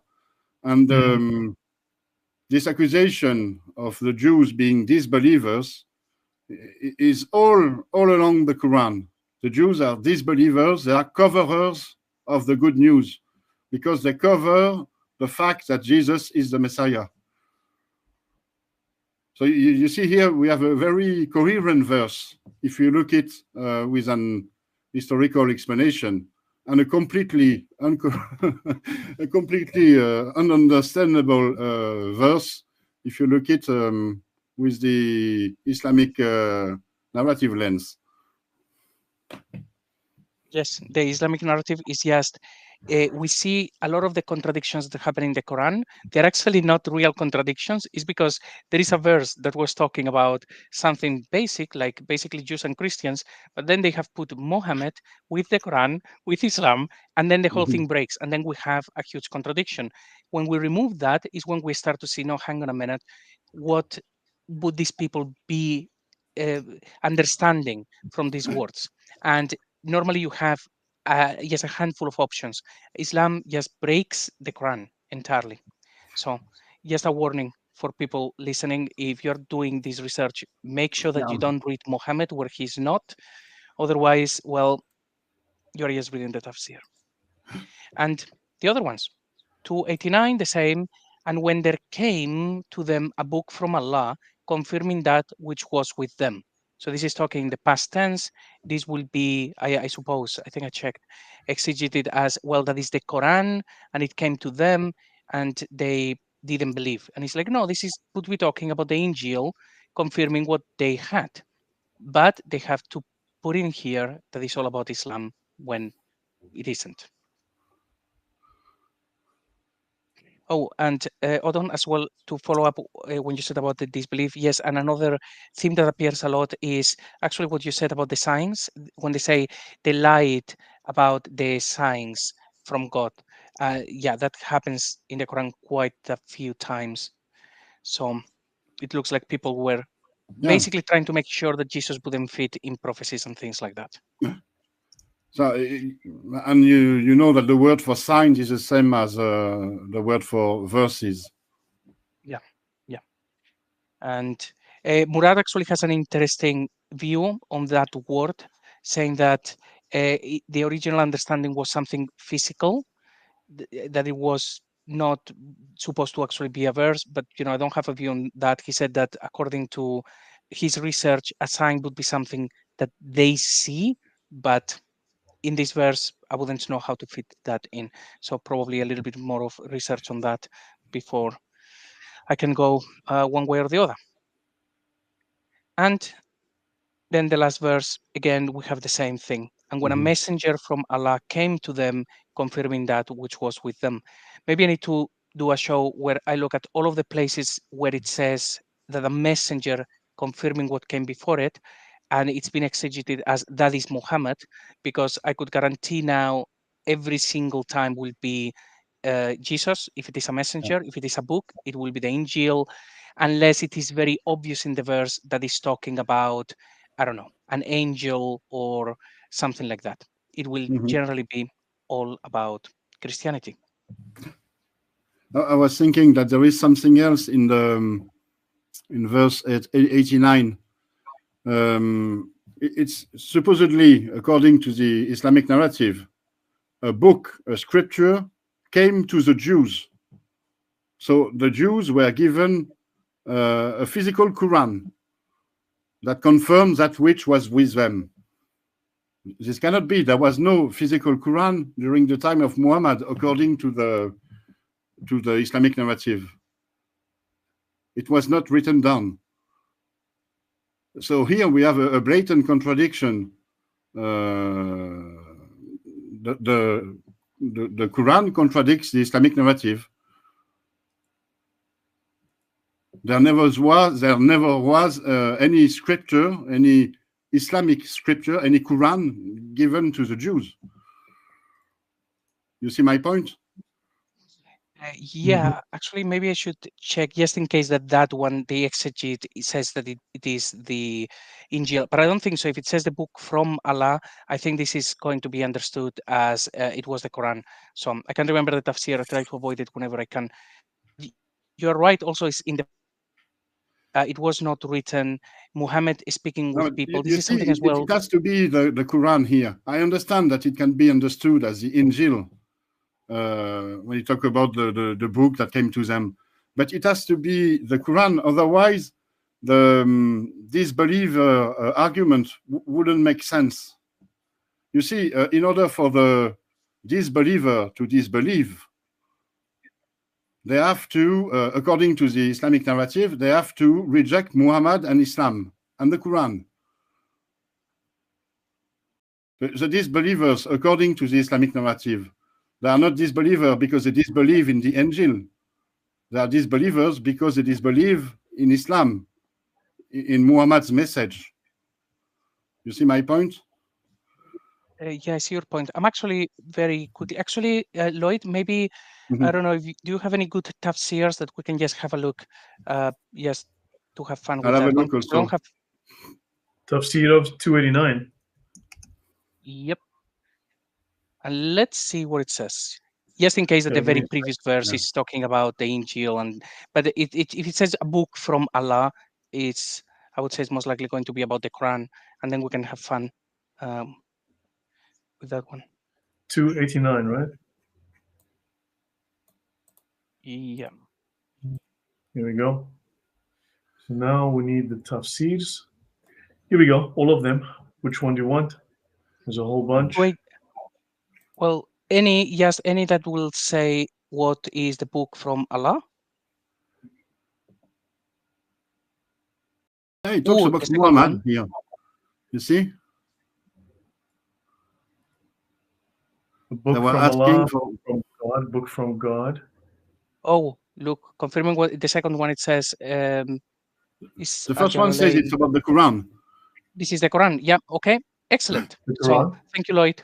So this is talking about the Quran, and it makes absolutely no sense. It's talking in the past tense. So if we think about it, Mohammed is there saying to people, and when there came to them a book from Allah, they would be like, sorry, what book are you talking about? The Quran. He's like, but you didn't write it down. They don't have a book. It makes no sense. Charlemagne also says Quran. The second one also says Quran. The third one says nothing. Interesting. Very interesting. Yeah, the fourth, nothing. You're right. That's very interesting. Some say nothing, and some call it the Quran. You're right. Yeah, interesting. I hope people watching, they can at least see how this book had nothing to do with the Islamic narrative, and then they have to create one. And when they start putting things into the book, it just breaks when you just look at it. And there is so much in these verses that every translator will translate in the present tense, but the Arabic is in the past tense. It's talking past events. And they are shoehorning Muhammad everywhere. We've lost Odon. So how are you finding all of this stuff, Lloyd? Are you finding it useful? I mean, are you having comments from people? This episode has had a lot of very heated conversation. You know, I mean, we've had a lot of discussion on the basis of what you've discussed so far, right, Odon? This has been a very, I mean, you know what? There's room for argument. There's room for discussion. But notice we're not that divergent. I mean, we're all going in the same direction. It's just that there's little issues over details. But I don't see how you can support a single messenger that's a well-defined character who lived in a specific time, in a specific place for a specific period, and did a specific thing. I mean, there'd be a clearer indication in history, I would think. But then you've got all of this weird stuff. Just none of it adds up. Yeah, Yes, exactly. and Yeah. when we see, and the guys who actually wrote the tafsir, they are basically the same people who wrote the hadiths. It's the same spirit of bid'ah, like to call it that. There are people whose job it is to create something that is not there. We see that in the hadiths. We've discussed the moon split. So there was one verse in the Quran, and then later they go and they write a whole tradition around that. They write a isnad, they fabricate all of that. So we know they were in, there was an intention, they were doing this on purpose. The thing is that they didn't start that you know, in the 12th century. They started that with the book itself.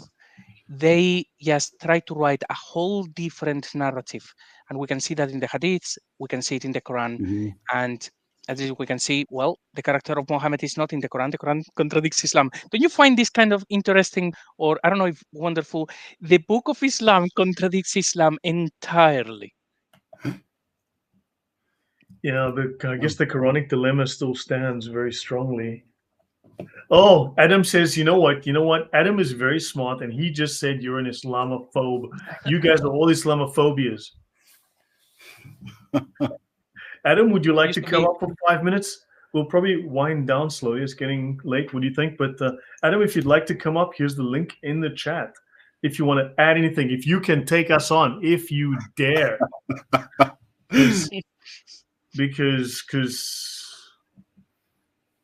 because we are we're not afraid of the great Adam Seeker. So, yeah, I don't know this thing about the Quran. I mean, that yes, you're holding the Quran with you, but the Quran wasn't sent down in full yet. So I mean, yeah, the tafsir writers are obviously. I mean, look, I do the tafsir weekly with Usama, and clearly the tafsir is it's hysterical garbage, which cannot justify itself. It's insane. Yeah, you see how it gives a new color to the interpretation of the turmoils between Muslims in the 9th and the 10th century, the opposition between the Mutazilit and the Asharites, the Mihna revolution, and also the Buyids, the Shia Buyids, taking over the Abbasids. I think that the religious quarrels were fueled by this kind of crap, the invention of such a fake narrative. But then my story of the squabbling between different groups who were in control of the Quran at the time, you know, that kind of stands again, because you have this need to harmonize these contradictions, and the tafsir points out these issues, these contradictions, and the need to harmonize. And so the tafsir is evidence of this big fight that was going on, you know.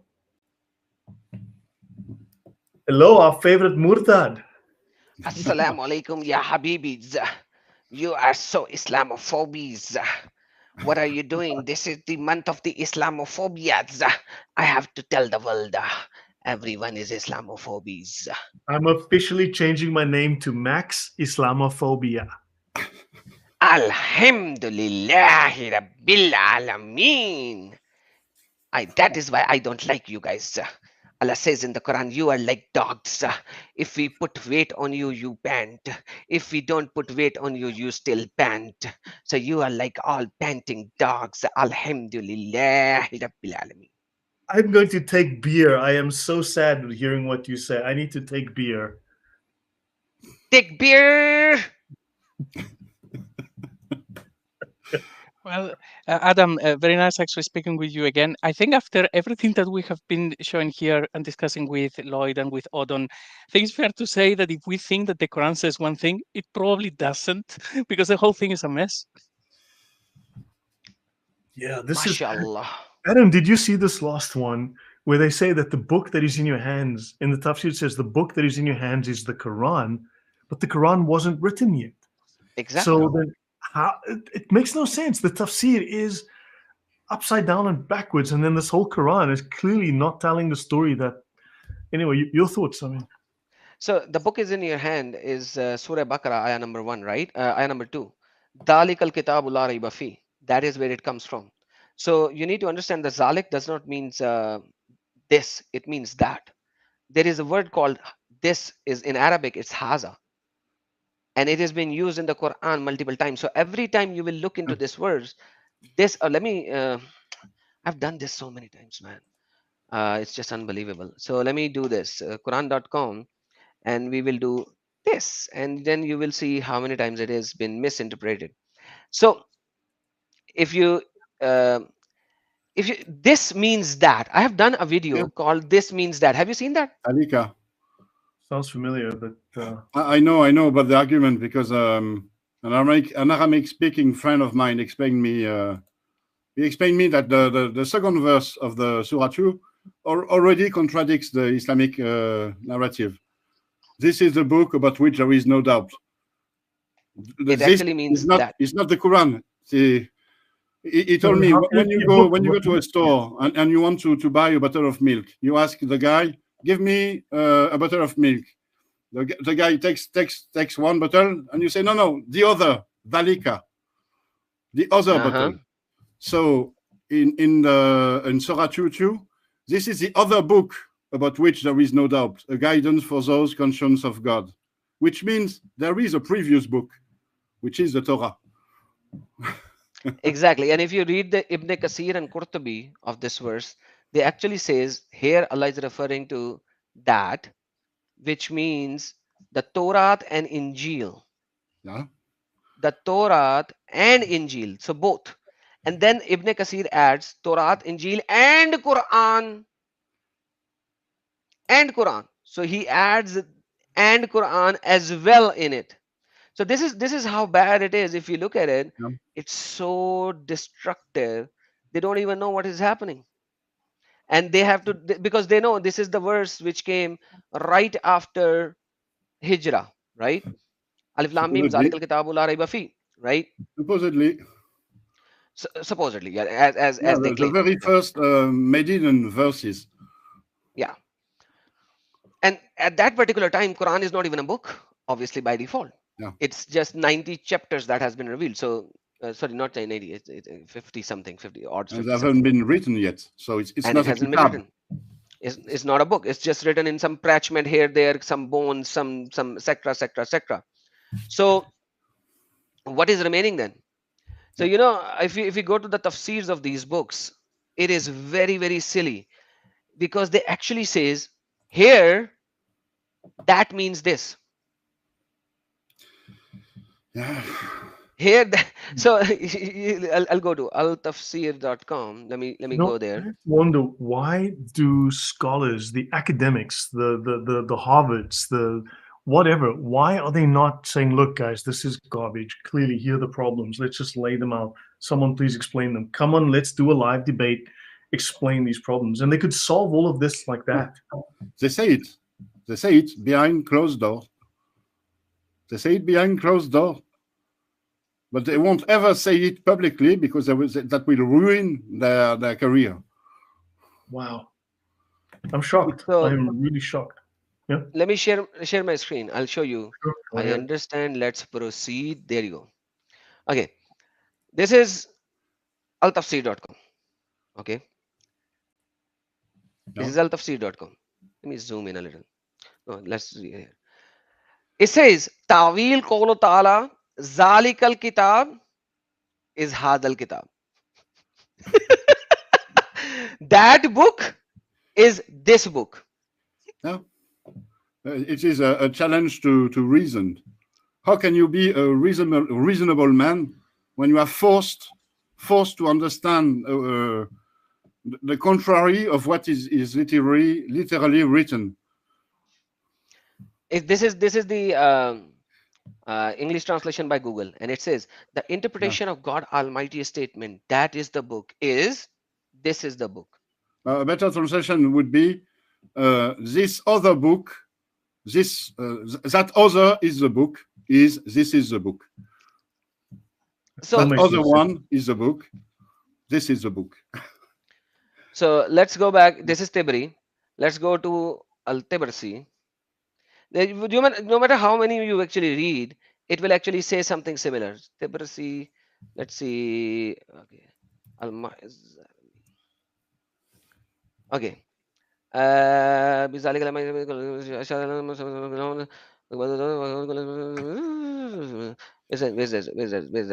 There you go. فإن قلت أخبرني عن تعويل ذلك الكتاب ما ألف لام ميم قلت it doesn't, where is it? It should say that in ma'ana wa ma'ana an ذلك الكتاب وهو الكتاب الكامل. There you go. Allah says that book. They're gonna say this book.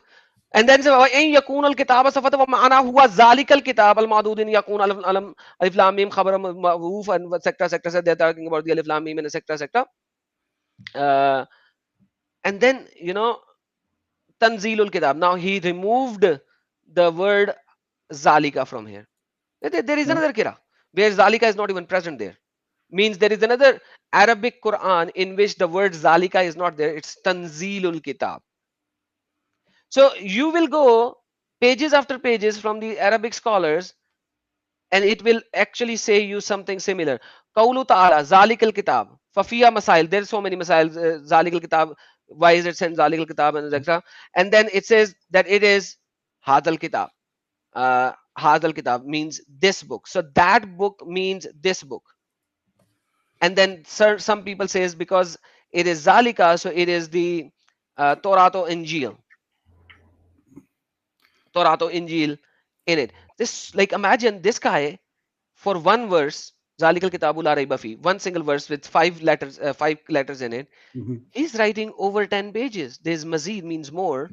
So there's like what, 12 pages for one particular sentence of 5 words. So they're trying to drown it in noise, basically. Exactly. They cannot do otherwise. It would ruin the narrative. I mean, this is a serious blocker. This is a serious problem. Yeah, and it starts with the second verse. If you put the Fatiha aside, it's a second verse of the Quran. Surah, I mean, second chapter. Yeah, second chapter, and the second verse, if you put the Fatiha aside. Yeah. So there is a video on my channel. It's 10 minutes long. It's called That Means This. The narrative of tafsir. Have a look. So in that video, I went through a lot of tafsir, which actually says that means this. So even if you look at it from the English ones, quranx.com/tafsirs 2:2. Now imagine what's going to happen.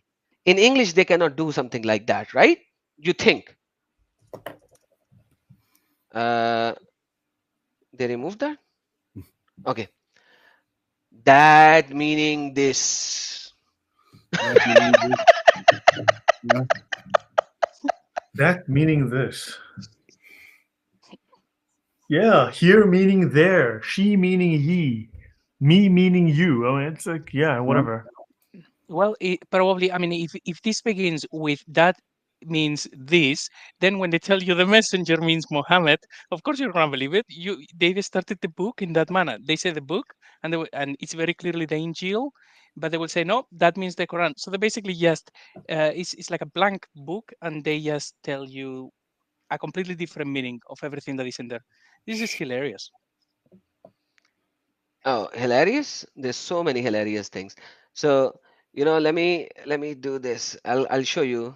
What do you call it? Share from start at this point. Copy. That's my own video, so nobody is going to give you copyright anyways. So that means this. Man, these guys are trying to fix Allah's Arabic, man. Zalikal Kitab. Zalikal Kitab. Hazal Kitab. ذلك الكتاب. Oh, check this. Ibn Kathir. Zalikal Kitabu Hazal Kitab. Dude, that is Ibn Kathir. You know what's so funny, Adam, is that I've heard about this for years, but I've never really taken it seriously. And the thing is, I still wasn't going to take it seriously until I saw the Ibn Kathir and Jalalain. Both Ibn Kathir and the Jalalain all are twisting this. They're all Zalik means twisting this. Haza. Man, I'm loving this, man. This is just so awesome. Wow. Zalik means Haza. Wow. ذلك الكتاب I had or you know what it says I means or the Oh no, come read this. An Zalik bamaini Haza. بمعنى هذا. Okay, it says that, but it means this. This. Classic. This is who is this? Ibn Kathir? Ibn Kathir, man. In ذلك بمعنى هذا. He's saying that means this. That's what Ibn Kathir is saying. Dude, this is hilarious, man. As-Sayyuti. Let's look at Sayyuti. Sayyuti. It's writing, but Sayyuti is writing after Ibn Kathir. He should say Zalika bamaina Haza, probably. Zalik, I, Haza. So he is actually taking the Ibn Kathir's narrative because Ibn Kathir actually says Zalika means Haza. So because Sayyuti is writing after Ibn Kathir. So And you before guys- Ibn Kathir. You guys, these are big guns. These are very important. Let's look at Baghvi. That is before Ibn Kathir. Let's see what he says. I have it. Hey, check this out first. Zalikal kitab, I hazal kitab. Look, there you go. So there There you you go. go. So he is saying the same thing. That Yes. Zalikal kitab means I hazal kitab. But bro, he's also given this little explanation that when it's close to you, he's saying when it's close to you, you say it's this. When it's far away, you say it's that book. What happened to Alamiya when he was writing Surah Cow? Ayah number 2. What happened there, man? Like seriously, what happened to Allah over here? Wow. Did he lose the language? So many of them. You can actually have a full context of it. This is the first time we had the epiphany to check this. So me and Steve Hussain, we were doing a live show, and I was like, "This. Let's look into this." And you can see my excitement and laughter at that particular time. This is what, like 4 years ago or something like that. Bring him on, and then with Usama, 4 we years should ago. discuss this. Wow, this is crazy. 4 years ago. Wow. And you can't just make this thing up. You just simply cannot make this thing up. That means this? Like really? That means this.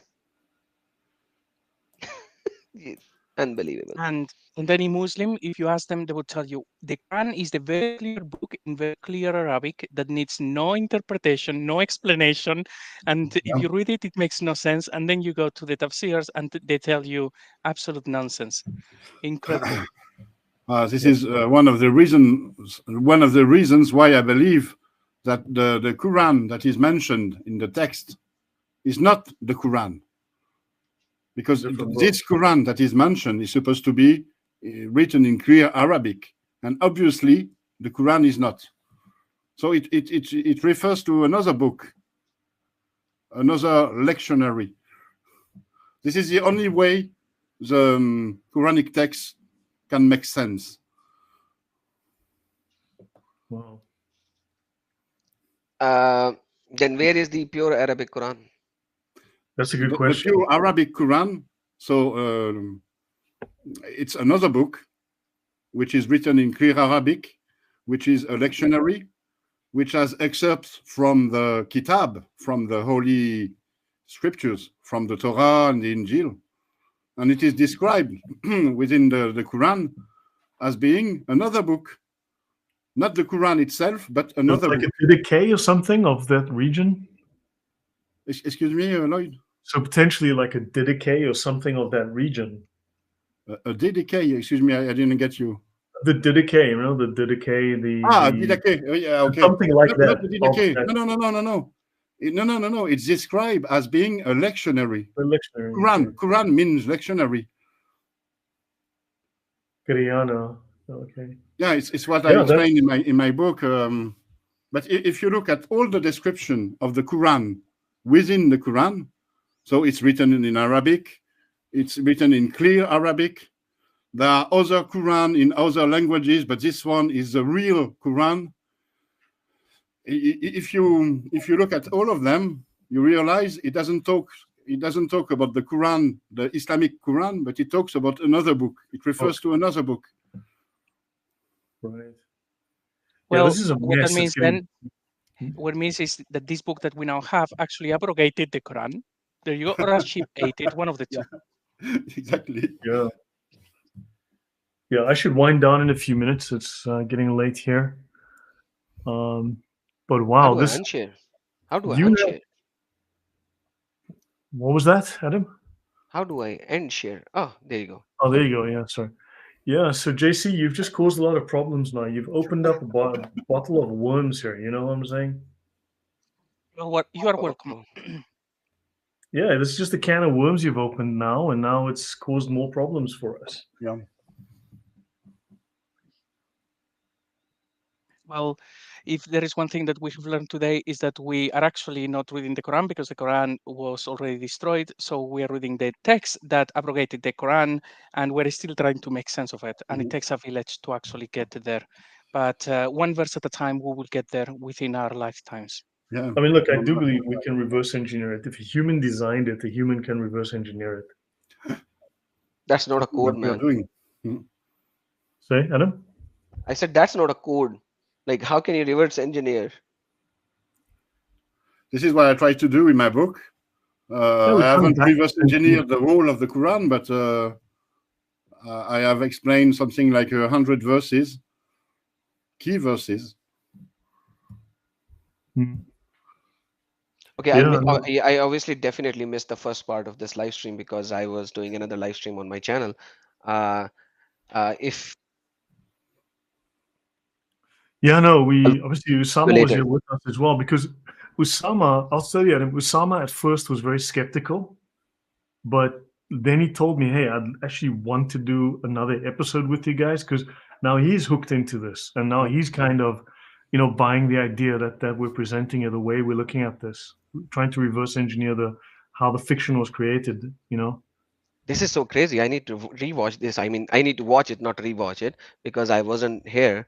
No, It's intriguing when you actually use the word that you'll recreate it, and it's just like I'm intrigued. I would like to know more on how you could. Is this the first episode, or you guys have done this episodes before? Like, is this? It's our third with JC. I did me and him, and then we had Odon come on, and then Odon was just me and Odon, right? And then Usama did the third with us. Yeah, we needed an Arabic speaker for the third, so this is our fourth. But it's not like you're going to miss anything. You don't have to do the first ones. This one is, I mean, the first one or the second one might be useful. The first one maybe. The first one is probably just. But basically, how do we explain this? JC writes fiction novels, okay? So he's taking the idea of how you use real events, real news, and turn that into a fiction novel. Take real things and make them into fiction, but then also how do you, as a writer, do that and make it seem compelling by weaving fiction with fact and using existing things, but disguising it, changing it to fit into your fictional. And then he's thinking, I think, was how do I do this with the Quranic story? How do I reverse engineer how they created the story from real and fictional things? Would that be a good, am I correct, JC? Yes, like pretty much spot on. It's if we have all of the hadiths, where did they come from? So many people wrote them. Why were they writing the tafsirs? When? And when you are trying to put all of those pieces together, you realize that somebody tells a story. This is something that Odon explains very well at the NAPC conference, that there is a story that has to be created. And then it has plot holes, so another story is created to fix the plot holes, so now you have more, and it keeps on going. So reverse engineering that is realizing, okay, so let's go through the source, let's go as well to the end game, and then let's try to find the middle ground, like how did the things go from step 1 to step 2 and so on. But now it's just about looking at the Quran and realizing that they have lied about every single verse. Yeah, but there are patterns and processes they've used. Does that make sense, Adam? Yeah, that's a very intriguing way to do that. Like, quite frankly, like, yes, I can see if you go to Tibri, there are some sources. Then you go to Qurtubi, it's written later, so you have additional sources. Then you go to Ibn Kasir, he omits some of the early sources and adds some of his own opinion. And then you come to the latest scholars suddenly, and they have their own pick and choose of thing. And kind of, yeah, this is like, And then there's also it's a arguments mind-boggling thing. between the writers. Think there are arguments between the early writers, the middle writers, and the later writers. You had like one group with one set of ideas, another group with another set, and now you've got a mess. And a third group comes along and has to try and fix it all up and make it work together somehow. And then he says something is wrong, is bad, and then you have a new culture of da'if and fabrication and all that. Whereas if you go and read Tibri, he mostly accepts all of them almost, and that is why nowadays people don't go to Tibri, because he's the earliest source. Like if you look at the Christianity, the Christians actually go to the source close to the Christ. They will go to as close as you can go to the Christ. Like they'll go to the church of the 1st century, the 2nd century, and the 3rd century. They'll go as close as possible, and then you have like sola scriptura. They'll say, okay, we will stick to the first 12 apostles and whatever they say, and nothing more beyond that, and with it's written in there only. So you'll go to close, and then you'll be like, we'll go to very, very close part. But whereas if you look at the Islamic ideologies, they will leave the closer sources. They'll say, leave that, accept the new narrative. Ibn Kathir is like, what, 13th century, and they will accept Ibn Kathir more than Tibri, more than Qurtubi. It's crazy, And eh? it's just, and then the new age ones will be like, oh no, we don't care.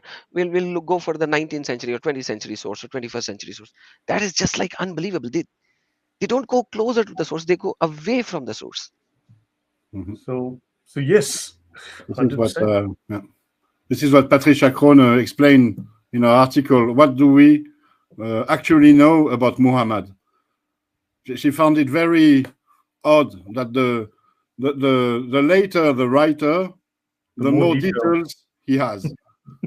How do they get the more details? Like that's what I'm saying. Like if you read the Ibn Kathir's Tafsir Al-Badaya wal-Nihaya, the first paraphrase, he says that I am not going to use any source outside Islam, and I'm going to use the snippets of the Bible just to emphasize the point. Whereas when you read his book Al-Badaya wal-Nihaya, you'll see 50% of his source is actually from the Bible.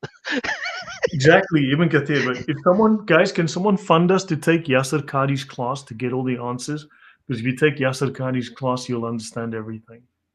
This is Mulad al-Islam. This is a sarcastic remark. You know that, right? I know, but it's true. We need to take Yasser Qadhi's class. So, and then you will be as dumb as him.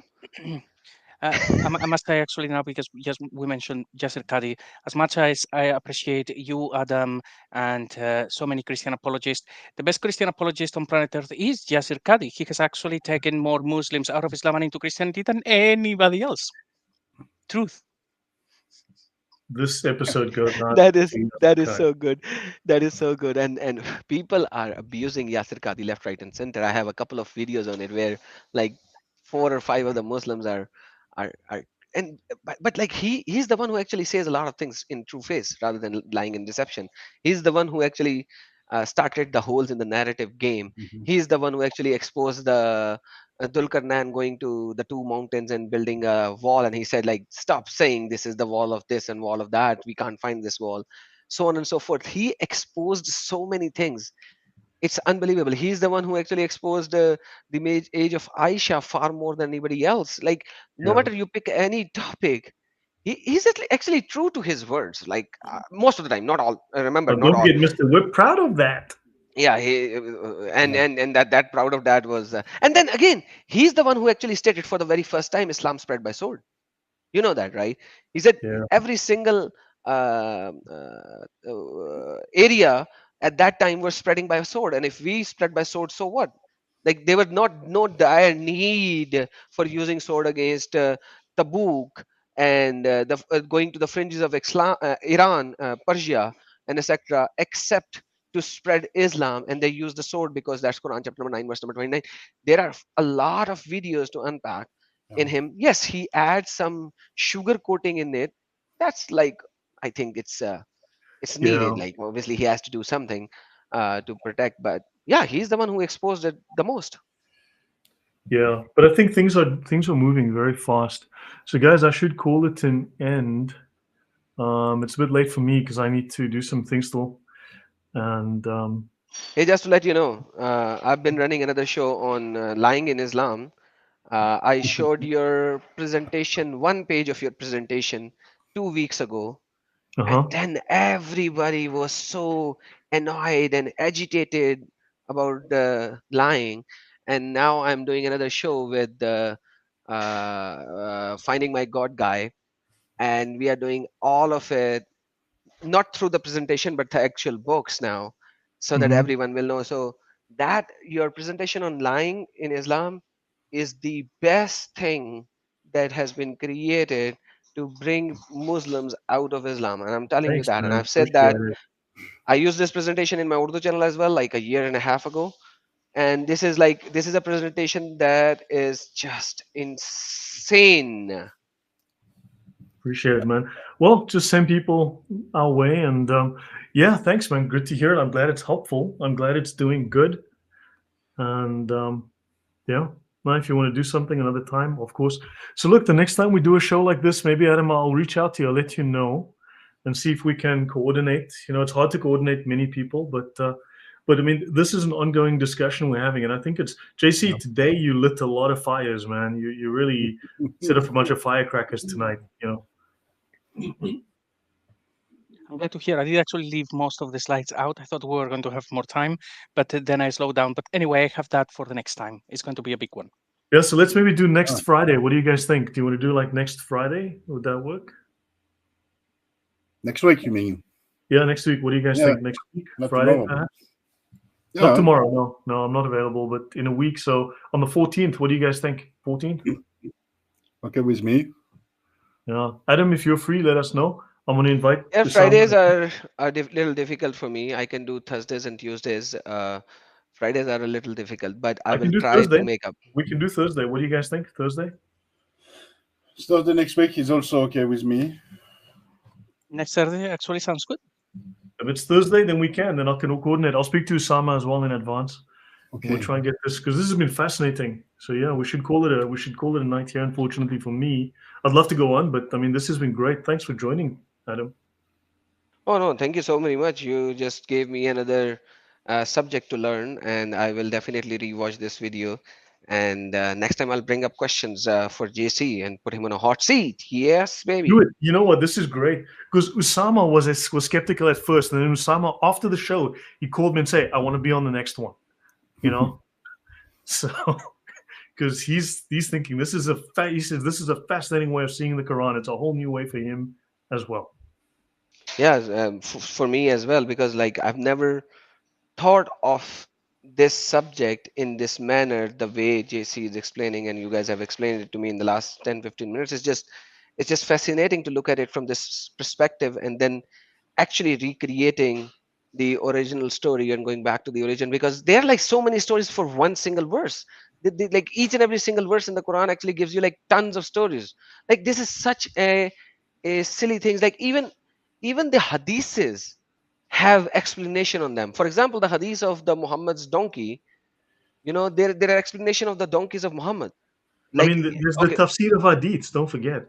Yeah, and that's what I'm saying. That the tafsir of hadith. But most of it seems to be about Jesus. That's the thing. Most of it seems to be about Jesus. It's not about Muhammad most of the time. But I'm talking about donkey of Muhammad. You know, there was a donkey of Muhammad. His name was Yafur. Okay. Now his name was Yafur. But the problem is that if you go to the tafsir of the hadith, they are fighting about what color was the hair of the donkey Yafur. Was it brown, black, or red, or white? Some even says white. So they are talking pages and pages on the hair color of the donkey Yafur. So they omitted the real subject, and so it's like, you know, when you go into the court, the law, what does the lawyer do? The lawyer will bury you under paperwork, right? Right. That's exactly what they are doing. They're burdening you with so much paperwork that the real subject matter vanishes in the middle, and you are talking about something else, the color of the hairs of the donkey. Yeah, but Andrew makes a good point. Jesus rode a donkey. Muhammad had a donkey. See? Look, it was Jesus. Yeah. But which Christian apologist actually wrote pages after pages of the color of the hair of the donkey which Jesus rode. Nobody. We don't even know what color the freaking donkey was, and nobody cared. Yeah, why do you care of the color of the hair of the donkey? Why do you care? The tafsir writers and the hadith writers, they very clearly were paid by the hour. Yeah. So guys, And they yeah, were let's very call well it a paid. night here. I need to, I need to call it a night. But this has been great. So we can do this in a week. But guys, thank you. So Adam, thanks again. Odon, JC, it's been a banger of an evening. Really good discussion. Thank you, Lloyd, Odon, Adam. Looking forward to the next one. Everyone watching, God bless you all. Yeah. God bless you all. Allahu Asghar wa Yeshua Bye-bye. Akbarul Azim. God bless you all. Good night.